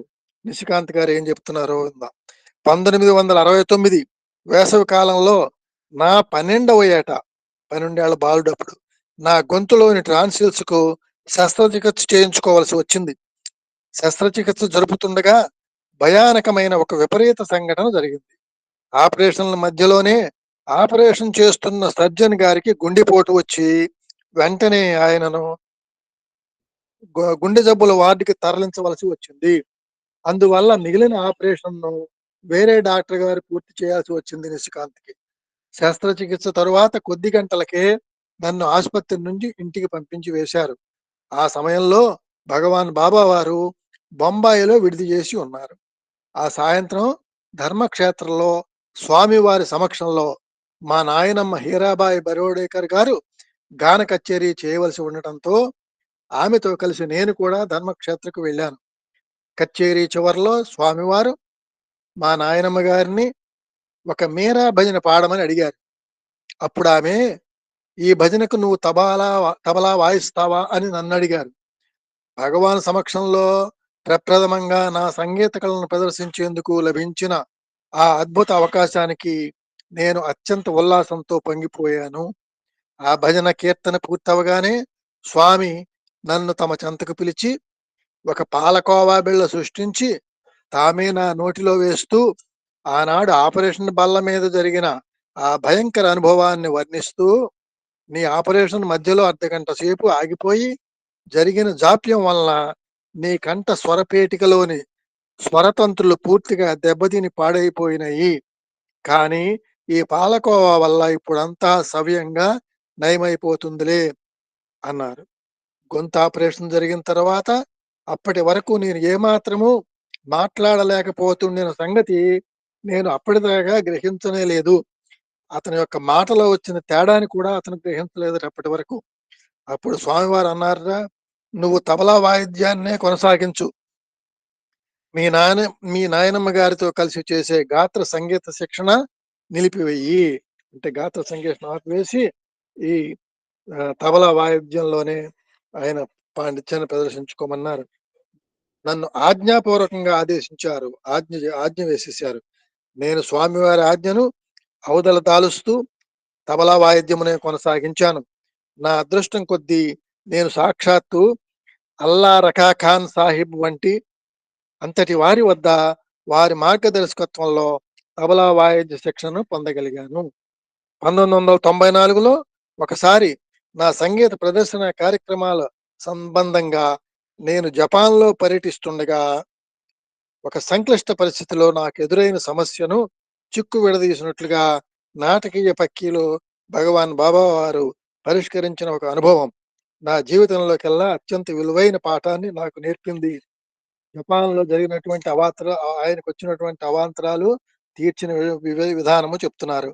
ఒక అంతర్జాతీయ జార్జ్ అంటే పాశ్చాత్య సంగీతోత్సవంలో భాగంగా నేను టోక్యోలోను ఒసాకాలోను జరిగే కార్యక్రమాలలో పాల్గొని ప్రదర్శన ఇవ్వవలసి ఉండినది. అంతకుముందు నా జపాన్ పర్యటనలో లాగానే ఈసారి కూడా ఇది రెండోసారి అన్నమాట. ఈసారి కూడా నా వీసా, విమాన ప్రయాణ టిక్కెట్లు అందుకుని టోక్యోలోని నారిటా విమానాశ్రయంలో దిగాను. అక్కడ కస్టమ్స్ కౌంటర్ వద్ద ఉన్న అధికారి నా పాస్పోర్ట్ను నిశితంగా పరిశీలించి నా వీసాలో టోక్యో విమానాశ్రయం వరకే నాకు ప్రవేశానికి అనుమతి ఉన్నట్లుగా వ్రాసి ఉండటం వలన నేను టోక్యో నగరం లోపలికి ప్రవేశించేందుకు వీలు లేదని, నేను ఇండియాకు తిరిగి వెళ్ళి జపాన్లో ప్రవేశించేందుకై తాజాగా మరొక వీసా తీసుకొని రావాల్సి ఉంటుందని చెప్పాడు అక్కడ వీసా అధికారి, చెకింగ్ అధికారి. నేను విస్మయంతో వాక్కైపోయాను. నా పాస్పోర్ట్లో అంత క్రితం జపాన్ వీసాలు ముద్రించి ఉన్న వివరాలు ఆ అధికారికి చూపి అతనికి నచ్చజెప్పేందుకు ప్రయత్నించాను. కానీ ఇప్పటి ఈ వీసా జపనీయ భాషలో వ్రాసి ఉంది. పైగా దాని మీద వేసిన అధికార ముద్ర, స్టాంపు కూడా తప్పుగా ఉంది. అందువలన ఆ అధికారిని ఒప్పించడానికి నేను చేసిన ప్రయత్నాలు ఫలించలేదు. ఆ రోజు సాయంత్రం 7 గంటలకు నా మొదటి ప్రదర్శన ఉంది. టోక్యోలోని ప్రదర్శన నిర్వాహకునికి ఫోన్ చేసి నా దీన పరిస్థితిని వివరించి చెప్పి అతనిని నారిటా విమానాశ్రయానికి వచ్చి నా సమస్యను ఎలాగైనా పరిష్కరించమని కోరాను ఫోన్లో. కానీ అతడు విమానాశ్రయానికి 90 మైళ్ళ దూరంలో ఉండటం వల్ల తానేమీ చేయలేనని నిస్సహాయతను వెలిబుచ్చాడు. టోక్యోలోని భారత రాయబార దౌత్య కార్యాలయంతో సహా టోక్యోలో నాకు తెలిసిన వారందరికీ ఫోన్లు చేసి నా పరిస్థితి వివరించాను. కానీ వారంతా ఆ విషయంలో మేము నిస్సహాయులము, మేమేమీ చేయలేము అని ఒకే రకమైన సమాధానం చెప్పారు. ఆ విధంగా 1 గంట సేపటి వరకు నాకు తెలిసి అవకాశాలున్న అన్ని మార్గాల్లోనూ వివిధ ప్రయత్నాలు చేసి అలసట, అయోమయం నన్ను ముప్పిరికొనగా నేను ఒప్పుకున్న ఆ ప్రదర్శనలలో పాల్గొనేందుకు ఏ విధంగానూ అవకాశాలు కనిపించని పరిస్థితుల్లో అక్కడే ఒక సోఫాలో కూలబడిపోయాను. నేను కూర్చున్న ఆ విమానాశ్రయాలలోకి ప్రవేశం ప్రత్యేకంగా అనుమతింపబడిన ప్రయాణికులకు మాత్రమే పరిమితము కావటం వలన అప్పుడు అక్కడ నేనొక్కడినే ఒంటరిగా కూర్చుని ఉన్నాను. ఆందోళనాగ్రస్తుడనై ఉన్న నేను విచారంతో తలపైకెత్తి నా ఎదురుగా ఉన్న గోడ వైపు చూడగా ఆనాటి మరొక విద్యుద్ఘాతం నాకు ఆ క్షణంలో తగిలింది. భగవాన్ శ్రీ సత్యసాయిబాబా వారు తమ ఉభయ హస్తాలను పైకెత్తి ఆశీర్వదిస్తూ ఉండిన ఒక అందమైన చిత్తరువు అక్కడ నా ముందు ఆ గోడ మీద ప్రత్యక్షమైనట్లు దర్శనమీయటంతో నేను ఒక్కసారిగా ఆశ్చర్యానికి లోనై వెంటనే ఒక్క పరుగున ఆ చిత్రం వద్దకు వెళ్ళి ఆ పటానికి ఎదురుగా నేల మీద మోకరిల్లి ఏడ్చేశాను. అక్కడ ఆ క్షణంలో నా బాబా నాకు దర్శనమీయటంతో నా ఆనందానికి అవధులు లేవు. కానీ అదే క్షణంలో నా హృదయం ఆవేదనతో, సిగ్గుతో కృంగి ముడుచుకుపోయింది. 1 గంట సేపటి నుండి అంతటి సంక్లిష్ట పరిస్థితిని ఎదుర్కొంటూ కూడా భగవాన్ బాబా వారిని గుర్తు చేసుకోకుండా ఉన్నానే అన్న భావన, బాధ నన్ను ముప్పిరిగొన్నాయి. ఆ గంట భగవంతుణ్ణి మర్చిపోయినటువంటి సన్నివేశం ఆయన బాధలో పడేసింది. అది తన బలహీనతగా భావించాడు. నా బలహీనతకు నా హృదయం కలుక్కుమంది. స్వామివారిని మనసు తీరా ప్రార్థించుకున్నాను.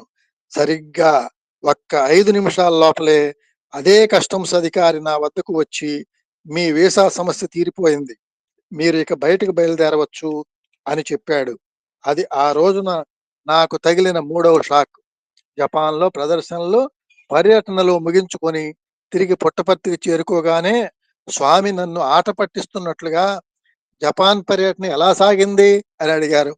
మనం భగవంతుడిని మర్చిపోవచ్చునేమో గాని భగవంతుడు మాత్రం మనలను ఎన్నడూ ఏ క్షణంలోనూ మర్చిపోడు. నేను నీతో, నీ చుట్టూ, నీలో ఉంటాను అని తరచుగా భగవాన్ బాబా వారు చేసే మహాశక్తివంతమైన దివ్య ప్రకటనలోని సత్యమును, మహత్తర ప్రభావమును మత్యులమైన మనము అతి అరుదుగా మాత్రమే గ్రహించగలుగుతూ ఉంటాము. కానీ నా జీవితంలో ఒకానొక సందర్భంలో భగవాన్ బాబా వారు తమ ఈ ప్రకటనను ప్రత్యక్షంగా ప్రదర్శించి అక్షరాలా నిరూపించారు. 1999లో మా గురువరేణ్యులైన ఉస్తాద్ అల్లా రకా ఖాన్ సాహెబ్ గారికి కేరళలోని త్రివేంద్రంలో జరిగిన ఒక ఘన సన్మానోత్సవానికి ఆయనకు తోడుగా నేను వెళ్ళా. తబలా, ఎడక్క, తవిల్ అనే 3 వాద్య పరికరాల సంగీత కళలో అత్యున్నత నిష్ణాతులుగా ప్రపంచ ఖ్యాతినార్జించిన 3 మేటి కళాకారులు కలిసి తమ తమ వాయిద్య పరికరాలపై సంయుక్తంగా బృంద వాద్య కచేరీ చేసే కార్యక్రమం అది. అటు పిమ్మట అప్పటి భారత రాష్ట్రపతి శ్రీ కెఆర్ నారాయణన్ గారి చేతుల మీదుగా ఆ 3 వాద్య సంగీత కళా కోవిదులకు సన్మానోత్సవ కార్యక్రమం నాటి సభ యొక్క విశేషత. అప్పటికి నా గురువర్యులు 84 ఏండ్ల వయస్కులు. దానికి తోడుగా వారి ఆరోగ్య పరిస్థితి కూడా బాగుండటం లేదు. నాటి బృంద వాద్య కచేరీకి 2 గంటల ముందు మా గురువు గారికి తీవ్రంగా జ్వరం రావటం వలన వారు నాటి కార్యక్రమంలో తాము పాల్గొనబోవటం లేదని నిర్ణయించటమే గాక వారికి బదులుగా ఆ కచేరీలో నన్ను పాల్గొనమని, నా వాద్య కళను ప్రదర్శించమని ఆదేశించారు. గురువు గారి స్థానంలో ఈయన ప్రదర్శించవలసి వచ్చింది. నేను భీతిల్లి వణికిపోయాను. అలాంటి తప్పిదం పొరపాటును కూడా నేను చేయబోనని నేను వారితో వాదించాను. వారి కోరికను నిరాకరించాను. కానీ వారు ఆనాటి కచేరీలో తబలా తప్పక వాయించబడి తీరాలని పట్టుబట్టారు. ఎందుకంటే ఆ రోజున జరగబోయే సన్మానం తబలా ఘనతకు, ప్రాభవానికి మాత్రమే చెందుతుంది తప్ప తమకు కాదని ఆయన గట్టిగా వాదించారు. చెప్పలేనంత జంకుతో నేను చాలా భయపడి కంపించిపోయాను. ఎందుకంటే తన గురువర్యుల స్థానంలో ఒక శిష్యుడు సంగీత కచేరీ చేయటం అనేది భారతీయ శాస్త్ర సంగీత ప్రపంచంలోనే కనీసం కలలో కూడా ఊహించరాని, ఎన్నడూ కని విని ఎరుగునటువంటి విషయం ఇది. నేను అంతకుముందు కనీసం చూచి కూడా ఉండని, ఏమాత్రం పరిచయం లేని మహాకళాకారులు ఎడక్క, తవిల్ వాద్యాలలో ప్రపంచ ప్రఖ్యాతిగాంచిన విద్వాంసులు. మరి వారి ఇరువురు సరసన మొదటిసారిగా తబలా వాయించడం అనే విషయం తలుచుకుంటేనే నాకు వెన్నులో చలిపుడుతున్న భావన కలిగింది. అటువంటి ఆందోళన మనస్కుడునై నేను వేదికపైకి ప్రవేశించాను. నేను మరీ బ్రతిమాలుతూ గావించిన అభ్యర్థనలకు మన్నింపుగా నాకు మానసిక ధైర్యం కలిగించేందుకు నా గురువర్యులు ఉస్తాద్ అల్లారా ఖాన్ సాహిబ్ గారు వేదికపై మధ్యగా ఆసీనులైనారు. ప్రేక్షకుల మధ్య ఆసీనులై ఉన్న భారత రాష్ట్రపతి గారి సమక్షంలో జరుగుతుండిన ఆనాటి సంగీత సభా కార్యక్రమం టెలివిజన్లలో నేరుగా ప్రసారం చేయబడుతూ ఉండినది. కార్యక్రమం ప్రారంభించే ముందు నా ప్రభు అయిన భగవాన్ శ్రీ సత్యసాయిబాబా వారిని నేను ప్రార్థించాను. ఆ ప్రదర్శన యావత్తు వారే చేపట్టి నడిపించాలని, నన్ను ఆశీర్వదించమని ప్రార్థించాను. ఆ నా ప్రార్థన ఇంకా పూర్తి కాకముందే మందస్మిత సుందర వదనారవిందులై ఉభయ హస్తములను పైకెత్తి అభయమునిస్తూ ఆశీర్వదిస్తూ నా కనుల ముందు సాక్షాత్కార దర్శనమును అనుగ్రహించారు నా స్వామి. నా ఆనందానికి అవధులు లేవు. ఆ క్షణాలలోనే నాలో ఆత్మవిశ్వాసం ఇనుమడించి ధైర్యం, ఉత్సాహం పుంజుకున్నాయి. స్వామివారి యొక్క ఆశీర్వాదం. ఈ విధంగా ఈ అవకాశాన్ని నాకు కల్పించినటువంటి స్వామికి, గురువు గారికి, అలాగే అందరికీ కూడా నా యొక్క కృతజ్ఞతాభివందనలు తెలియజేస్తూ అందరికీ సాయిరామండి.